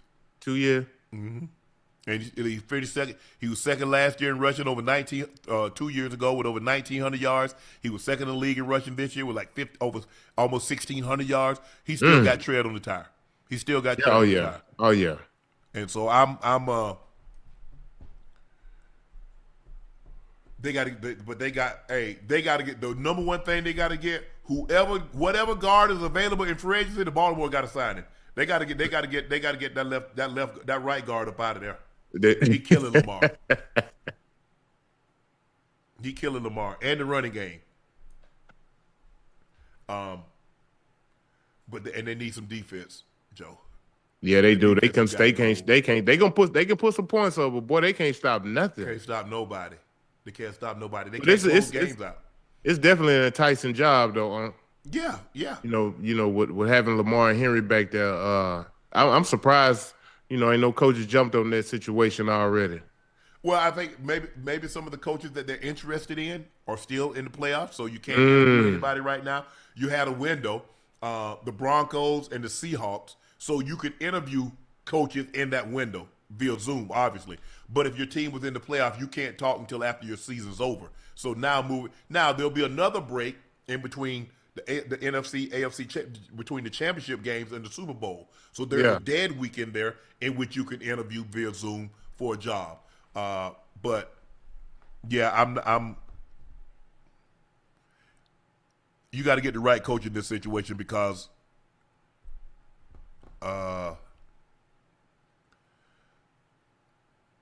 you got too much at stake. You got too much riding on it. You got Lamar right smack dab in his prime window. You got Derrick Henry that has a couple more years left. You got to get this thing right. You got to get this thing right. Because you look, Drake May. Yeah. You got Josh Allen.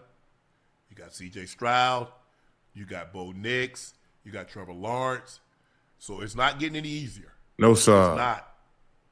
But they got some talent, boy. They got some talent over there.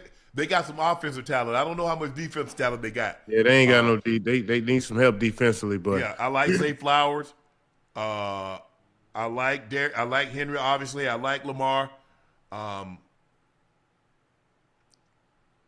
surprised that what they did with Andrews, because basically they're saying bye to likely. Oh, are they? Yeah. Damn. Yeah. You're not going. I mean, you gave Andrews what 3 years, $40 million? Isn't that what he signed for? Yeah, you're not bringing him back because somebody's gonna pay him big money. Yeah. I thought they would let Andrews go and then keep likely. But 3 years, 40, yeah. So I was surprised by that move, but they need defense. They need pass rushers. They need pass rushers. They need them bad too, really bad. Yeah, they gave what they was in defensive Near the bottom. defensive rating. They was near the bottom this year. Mm-hmm. The two cornerbacks gave up the most yardage. Them boys were getting smoked out there, boy. But when you can't rush the passer, I mean, what are your options? You can't hold up all day, and they couldn't rush the quarterback. They couldn't get the quarterback off his mark. So the quarterback's just back there patting the ball. So it's tough. The Bears-Rams playoff game is expected to be one of the coldest games in NFL history. Joe, look at this video of blizzard conditions happening right now coming off Lake Michigan. 60-mile-an-hour winds, heavy snows are leading to nearly no visibility. Man, can't nobody play no football in there. If it's like that, they're going to be out there. They going to be playing in this? Hell yeah. Man, come on. The wind chills are expected to range between 0 and minus 10 degrees throughout the day on Sunday. Wind gusts up to 20 miles an hour. The Rams haven't played in a game below 50 all season. According to NFL stats, Matthew Stafford in bad weather games with the Rams, cold, rain, or snow, 1-8, 54.6 completion percentage, 14 touchdowns, 11 interceptions. Excuse me. Look at this. We're going to turn the sound. Listen to the sound, Joe. All right.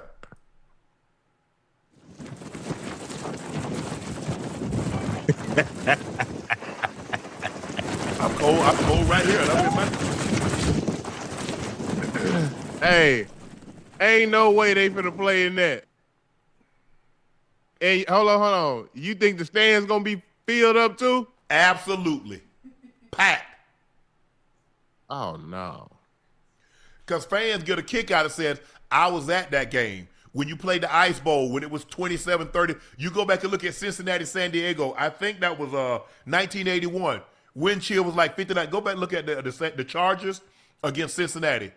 I think the wind chill was like 40, 50 degrees below zero. What was the wind chill? Hey, if they playing in anything close to this, what I'm looking at, I got the Bears. I'm taking the Bears this weekend.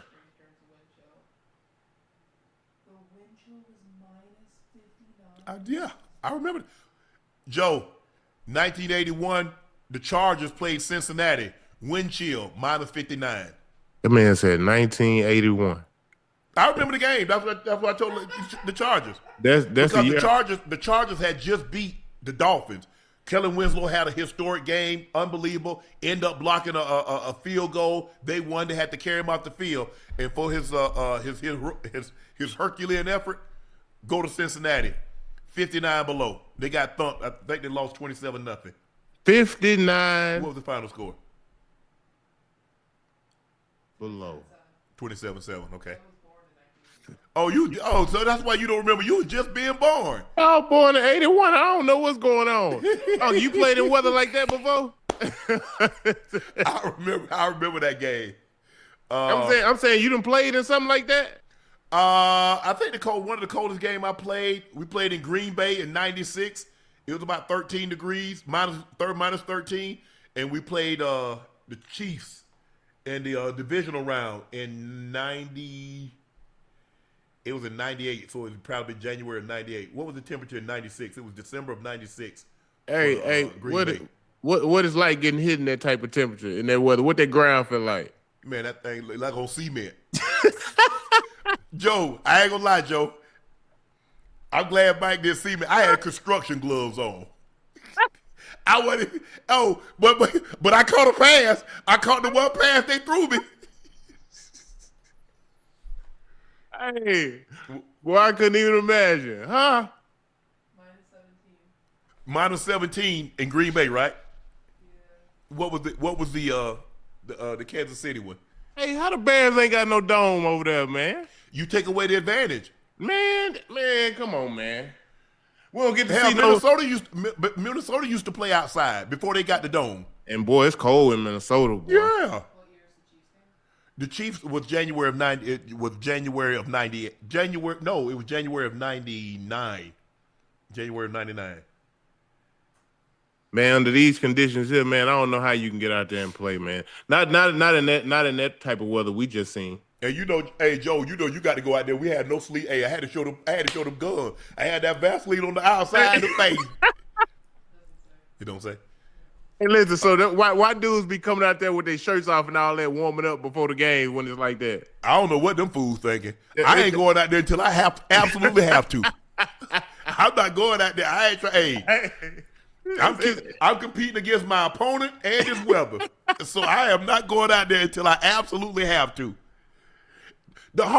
It's easier to play in it than practice in it. It's when it's practice, when you don't have those heated benches, and you don't have the adrenaline going. Right. Oh, my gosh.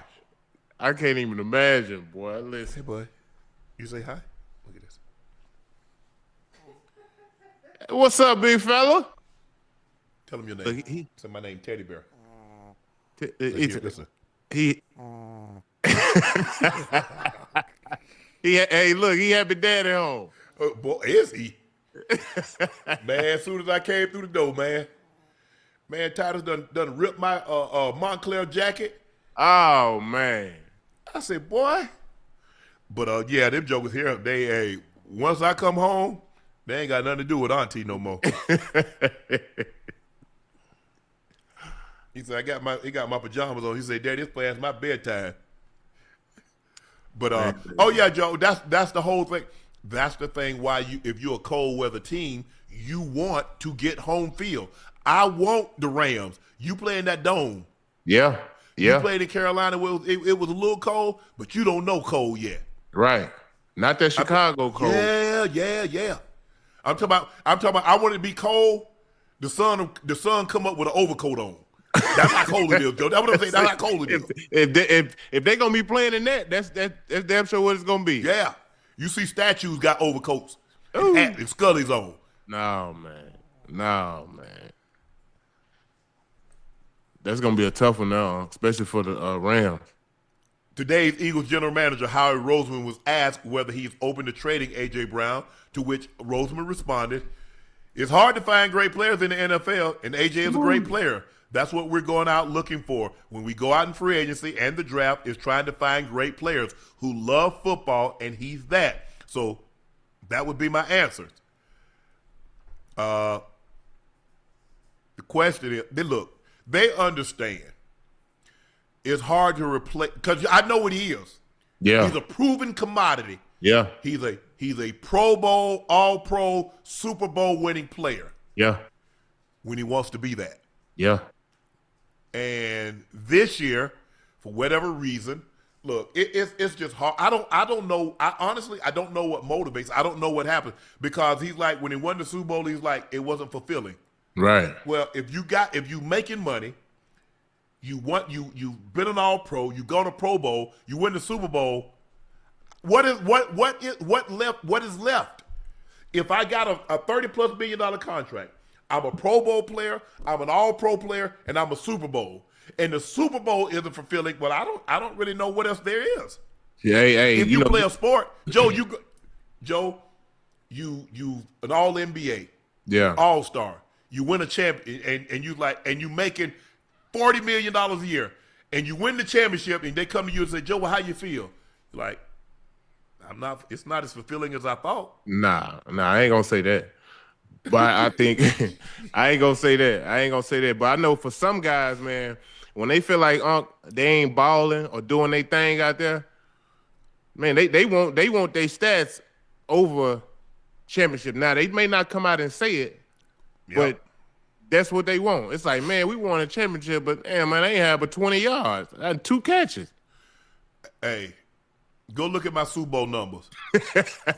They ain't nothing. But I got 3 rings that I'm going to pass down to each of my kids. That wasn't – the game plan didn't call for Shannon Sharpe to go haywire. Right. I'm okay with that. Because at the end of the day, I was making good money. I've been a Pro Bowl player. I was an All-Pro. After you become an All-Pro, after you become a Pro Bowl player, the only thing left is win a championship is to solidify. Right. to make sure people know that all those catches and yards and everything that you was doing, well, yeah, you did that, but how many games did you win? Did your stats go to winning? Look at my numbers when I caught for 100 yards or caught a touchdown. We won. Yeah. That's all I cared about. I want to win. Something All that other stuff. That's why I didn't get up. Look, and I look back at it, I said, man, I could have easily gone to John and said, hey, bro, I need 5 yards. But I ain't never asked him to throw me the ball. Right. So they know what I can do. I used to get upset, Joe. They done bull-jived around all game long. Now here come the fourth quarter, we down 14. You gonna ask me what I like? Yeah, now they looking for. I like for this game to be over so I get my ass on that bus and get home. You should have asked me this in the first quarter, but y'all would have spread it around. Yeah. Let everybody touch it. Okay. Yeah. Keep doing what you doing. Yeah. Hey, look. But like I said, some cats want to ball. Go. Hey, look. I remember it too. Coming down.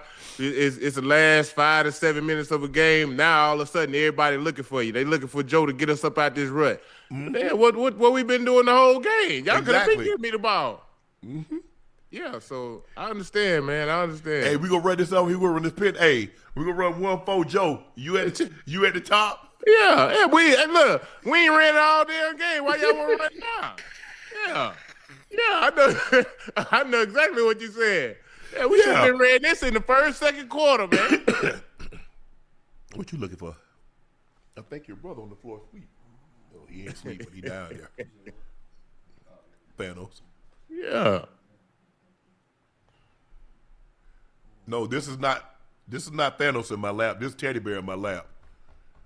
The Athletic released a story today on Mike Tomlin's final team meeting with the Steelers players and the surreal scene surrounding it. Mike Tomlin told his team, I think it's best for the organization for me to step down. TJ Watt had tears welling in his eyes and kept repeating, no, no, no, as Tomlin told the team. Joey Porter Jr. was reportedly hyperventilating. Aaron Rodgers was sobbing and repeatedly saying, I'm sorry. The Steelers player gave Tomlin a standing ovation. That's what's up, man. That's when you know your guys respect you, bro. Yep. They respect the heck out that man, and what he's done for that organization. Yes. Yeah, and as a player, it definitely hurts you because, you feel like you was a part of him getting out of there. Yeah, that's why those guys so hurt. They feel like, man, if we would have played at our highest peak, we could have avoided this situation. So yeah, I can see why guys really taking it hard. I've done that. I remember, and as I got older, I remember seeing Coach Reaves because the gym I used to go to, the church that he attended was right across the street. And I remember, like I was saying, it didn't close it down. But anyway, and I saw him, and I remember going up to him and say, Coach, I'm sorry. Yeah. He said, Shannon, he's the only one that never called me by my last name or called me 84. He'll always call me Shannon. He said, Shannon, I said, Coach, had I been the player that I became, maybe I could have saved your job. Right. And he just told me, he said, son, that's nice of you to say, but you ain't got nothing to apologize for. He said, I'm proud that we drafted you. I'm proud of the player that you became. Same thing with Wade Phillips. I was that player. I had became that player, but I did all I could. I had 2,000 yard receiving, had like 180 catches. Yeah, it just wasn't meant to be. Had like 178 catches, 168 catches. It just wasn't meant to be, Joe. And then we get Mike, but I hate because that happened on my watch. Yeah. What could I have done differently? I know for certain. I'm not so sure. Besides getting injured and having to take them, and I wasn't 100%. Had I became the player that I later became, that ended up going into the Pro Football Hall of Fame, I do believe I could have saved Dan's career. Yeah. I believe I could have saved him in Denver. Now maybe at a later date in time, Mr. B just wanted to go in a completely different direction. Right. Maybe so, because Coach Reaves had been to 3 Super Bowls. Lost the AFC Championship game, so it wasn't like he was losing, but he just wanted to go in a different direction. But it's tough if you care. Now, if you don't care, some people like, hey, players get cut all the time. I don't look at it like that. Hey, look, my first year in Brooklyn, when I got traded to Brooklyn from Atlanta, I played Avery Johnson was our head coach. Great dude, great dude. Yeah. Accountability, like he gonna be on you, like he gonna ride you hard, tell you what the do's and don'ts. But man, he was a hell of a coach, bro. I loved him as a coach. And for us to get off to such a slow start my first year in Brooklyn, I think it was kind of why he got fired. Yeah. Because it happened on the off day for us. I'm at home, I'm watching ESPN. Ain't nobody called and been like, oh, we're gonna get rid of Avery Johnson today. I'm watching on ESPN like everybody else. It come across breaking news. I'm like, damn. So yeah, I understand as a player, bro, you take heart to that because I'm like, yeah, such a dope coach, bro. Davonte Adams says he told his teammates, including Puka Nacua, that they should never leave LA because it ain't greener than this, referencing his experience leaving the Packers and being with the Raiders and the Jets. Yep. That's absolutely true. Yeah. And, getting a chance to play with another great quarterback in Matthew Stafford, who throwing that peel around the way he do. Yeah. Yeah. And I think the thing is with Tay is that he wanted to get something done. He wanted to get something done before it got to and then when the season came and they didn't do anything. And then he goes out and has a monster season. Ooh. Now all of a sudden he's like, nah, y'all done made me put this on the line. Y'all knew what I could do. Yeah. And y'all make me go through this. And I think a part of his pride was hurt because they didn't do it. Now he goes to the Raiders. His college teammates there. Yeah. So it's not like he doesn't know what he's getting into. Yeah. But after 1 year, they let his teammate go. Yeah. Now he's stuck. And then he goes to the Jets and that dysfunctional organization. And even though he got Aaron Rodgers, wasn't the best. Nope. And he got over there to the Rams. I'm talking about done a number. You got an offensive mind. You got a quarterback. You in a controlled environment. Because think about who you play. You got the Cardinals. They play inside. Yeah. So that's 9 of your games right there that you're going to be in 72 degrees. Now, you mess around and get somebody in the AFC and get a couple of more games. That's 10. Well, some years now you have 9 games because some years you have, 9 home games, 8 road games. Yeah. I mean, yeah. So he's right. But everybody's always thinking that, the grass is greener and if you got a historic quarterback, you better stay your ass with him. Now, you might go bet some money now, but them numbers, they ain't going to be the same. Them numbers start slipping. Everybody going to say, see, you are a product of that system. Yeah. Yeah, you got somebody throwing you that pill, boy. Don't take it for granted. Absolutely not. Josh Allen was playing long snapper at the team's practice today before their playoff game. Check this video out, Joe. Long snapper.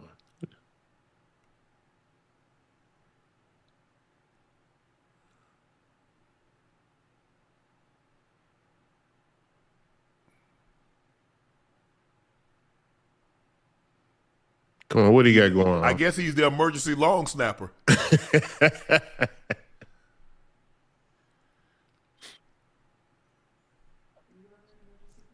No, I ain't want to do nothing. They're like, hey, we got this reverse. Let Foots run it. You ain't want no problem? I don't want no. Throw me the ball. Don't hand it to me.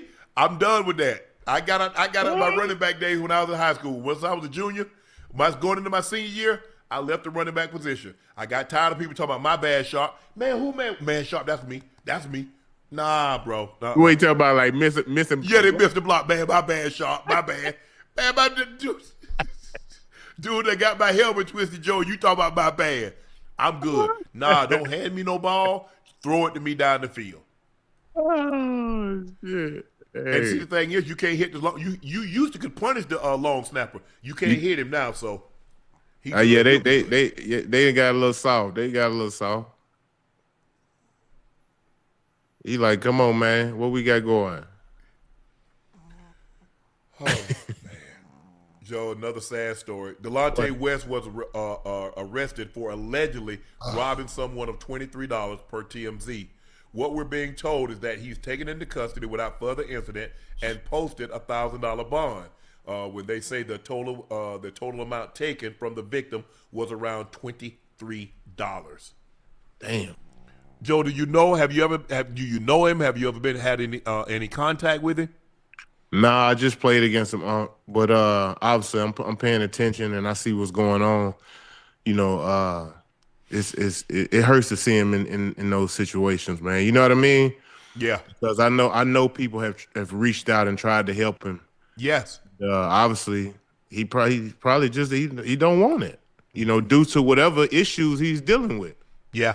You know, sometimes, man, you can do whatever you can to try and help somebody, but you gotta want it. I had Mark Cuban on my podcast, and he'd say, Shannon, we did everything we could, and we thought we had him there. We thought, and he just left. And he's like, you know, and I reached out personally and did things. He's like, I don't really know. I don't really know what else to do. Right. Unless that individual really wants to help, and they say you let him hit rock bottom. I mean, I don't think you can go any lower than what he's already gone. Nah. But you just, and I understand addiction is one day. I mean, because an addiction, okay, you sobriety. So, you know, I hear people say, I've been sober. Chris Carter tells the story all the time. He knows the exact days, how many days he's been, you know, sober. Yeah. But every day, yo, you got to go by a bar or a package store or when you go into the store, and you got to say no. Yeah. And that's if you got hard. a gambling addiction, you got to go. If you go to the casino and you gotta say the part, you just got to say no. If you got a shot, whatever the case may be, you just got to every single day for the rest of your life. And that's hard, bro. It is. When you're recovering, whatever you're recovering from, like, it's hard. Like, you know, my pops passed away in July. He was you know, recovering drug and alcoholic. So I know what it looked like. Mm-hmm. You know what I mean? And you can't. I don't care what you do for that person, bro. Like, they have to want it. They have to want to get better for more themselves. than you want it. Yeah, they gotta want it more for themselves than you want it for them. Yeah, it's what I told my kids. I said I can't want something for you more than you want it for yourself. Absolutely.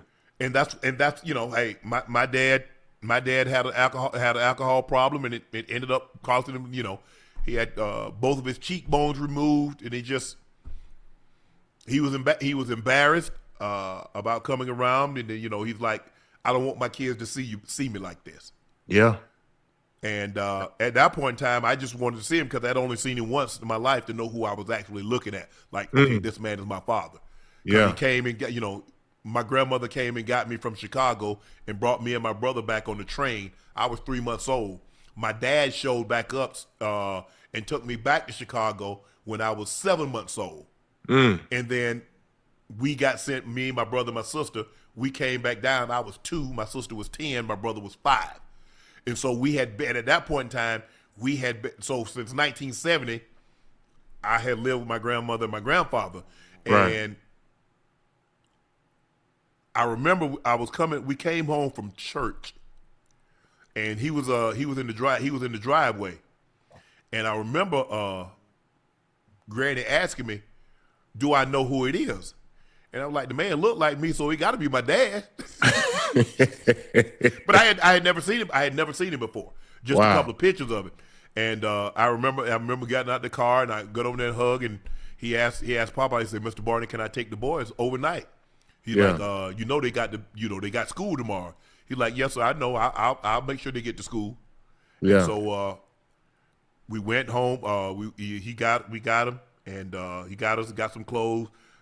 Change clothes that we was gonna bed clothes to sleep in, and school clothes, and slept in the bed with him, and he got us up and told us I'll never forget, he took me to school, dropped me off first, told me he loved me, that he'll see me again soon. This had to be 70, 73, 74. I think I was in kindergarten. I was in the kindergarten, the first grade. 70, so it was 73, 74. And say, I love you, and I'll see y'all again soon.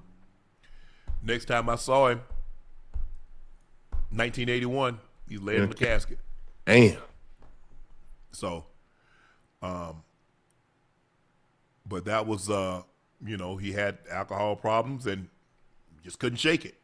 Yeah. And, I think he was more embarrassed that, that he wasn't able to be what he thought he should be.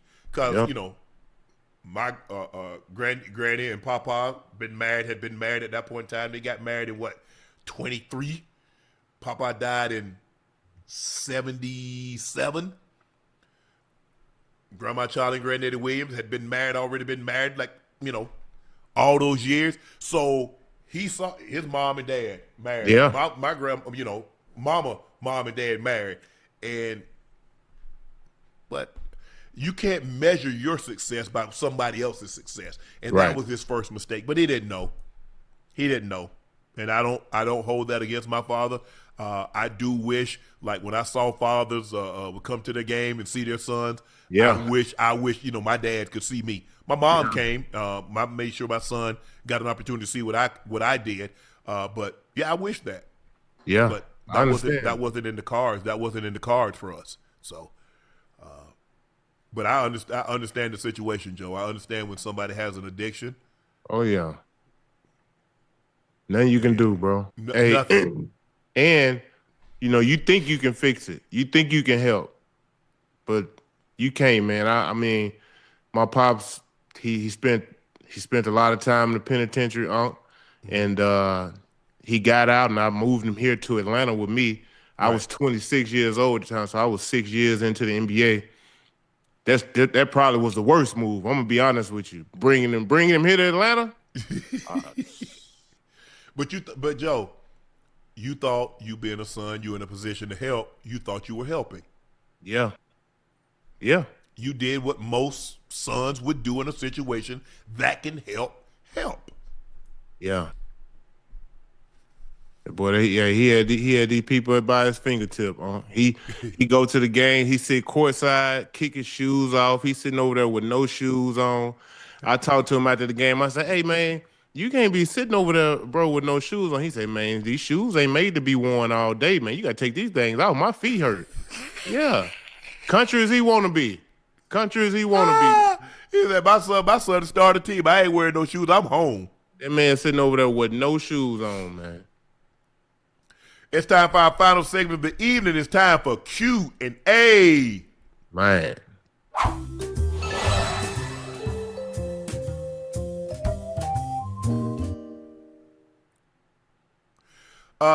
Pat Dubs, I watched the Elway doc and thought I was tripping when I saw Rich Carlos kick a field goal barefooted in the cold in Cleveland. What's the story with him kicking barefooted?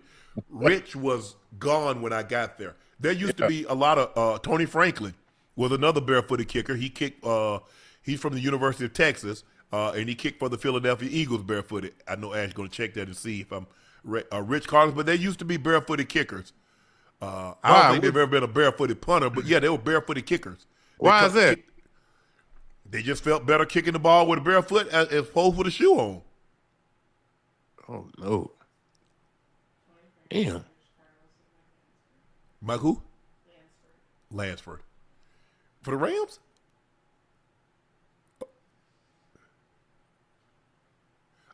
I'm sorry. Man, why, George, why are you talking about? You do. That's one of the perks of being old. I remember all these guys. I mean, like I said, some guys just feel more comfortable kicking barefooted. Not me. I don't remember no barefooted punters, but there are barefooted three. Dr. Frankie L. Bellamy, tell me who won in bowling, and I don't want to see what happened was. We keep it on the low. So proud. We keep it on the low. We keep that on the hush, Doc. You got to keep that on the hush. Y'all see when they come out. Woo. But I'm telling you, we had us a ball. There was a time to be had.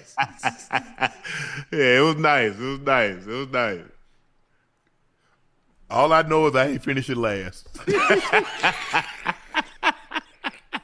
Mikey Jones, how come the NFL doesn't have tight ends as versatile as Hernandez was on the Patriots? Tight ends that can play X, Y, Z, running back. Jonnu Smith. They lined him up. He scored a touchdown and handed the ball off to him. They are. Yeah. He's a quarterback. He's a wide receiver, tight end. What's the number 7? Taysom Hill. They are. El Parade 98, Unc, it's my birthday, and it'll be a pleasure spending it with you two. When is your birthday? Today? Ah, man, appreciate that. Appreciate you tuning in to watch Joe and I handle the whole this thing down with Ocho on the plane. Yeah, happy Probably birthday, bro. Slobbing on them people pillow. Oh, man. Almighty James, I remember when Nightcap first started and Unc was calling Ocho T.O. Now he calling Joe Ocho.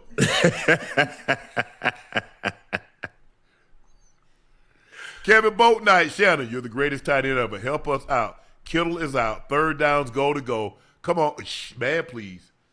Man, if y'all know how I feel from bowling, my knees killing me. My glute. I was about to pull my glute, Joe. Was you? Yeah, man. That's why I say, man, look here. If you notice, you see how I started throwing the ball? Yeah, how you start hooping it down there. Yeah, man. Hey, Joe, I was like, man, the last thing I need is to pull my glute because I know ain't nowhere in hell Ash going to edit that out. I'm going to be on the floor. I said, oh, no. Hey, look, it's all them antics you was doing. Yeah, all them antics he had going on. You ain't seen that yet. You wait. You got 3. No, I ain't got no downs. I ain't got nothing, bro. I can't help you. Deshaun Turner, when is the big 3 coming to Charlotte? Look, we're gonna put together probably about 5 cities that we're gonna hit this summer. Ocho, Joe, and I. So Charlotte might be on that list, bro.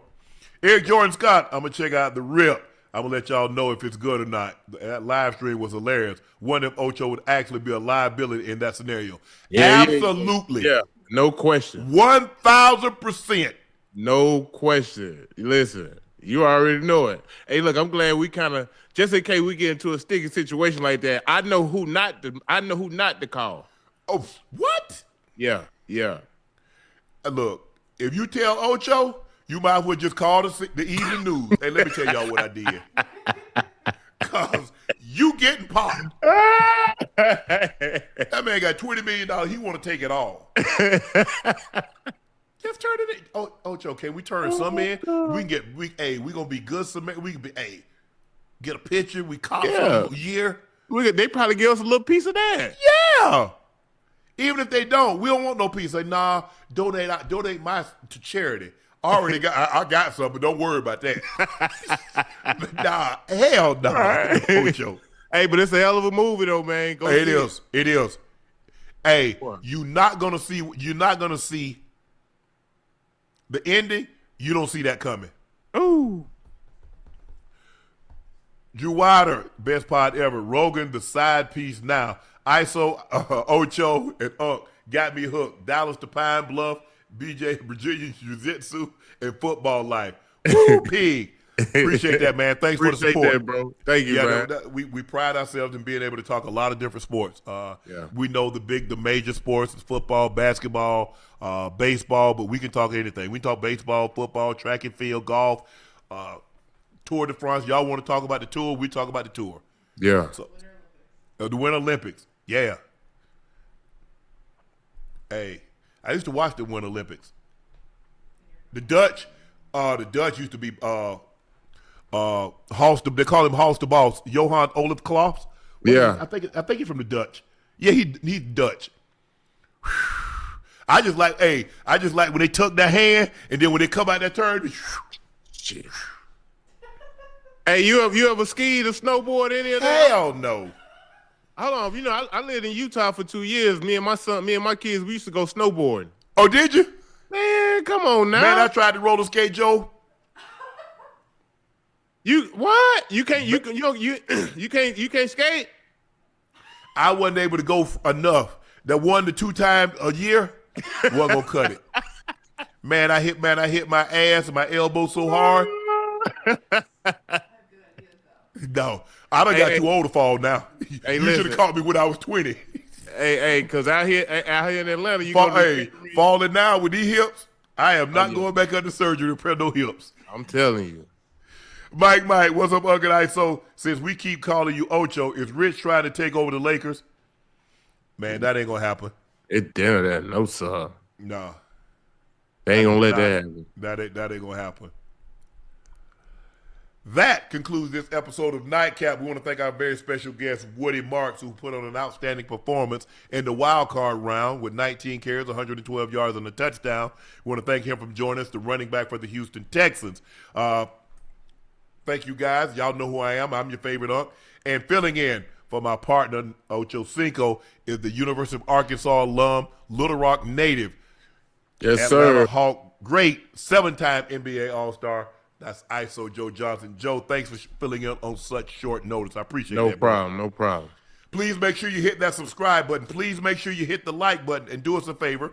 Go subscribe to the Nightcap Podcast feed wherever you get your podcast from. We would like to thank each and every one of you for your support and your continued support. Thanks to your eyes, ears, and your word of mouth, Nightcap has become the sensation that it's become. And because of you, we shall continue to rise. Thank you again for your support and your continued support. Those looking to purchase a bottle of Shea by Laportier and it's not in a state or city near you, head to LaportierCognac.com. Remember, we have the OG bottle, which is the $750. Now we have the Junior, the $375. Same great quality, same great taste, same smoothness going down.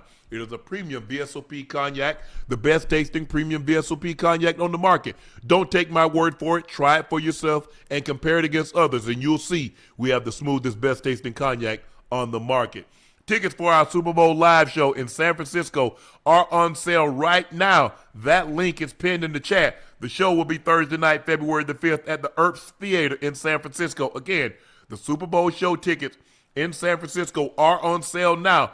That link is pinned in the chat. The show will be Thursday night, February the 5th at the Earps Theater in San Francisco. So Bay Area, come out and support Unc and Ocho and Nightcap. John Harbaugh is close. We believe that it is a done deal. 5 years, $100 million, average of $20 million per year. Again, thank Woody Marks for coming on, the running back from the Houston Texans. Had an outstanding game Monday night against the Pittsburgh Steelers. 19 carries, 112 yards, and a touchdown. Thank you, guys. I am Unc. He's ISO. We'll see you Saturday after the game. Grow Broncos. Peace out. Peace.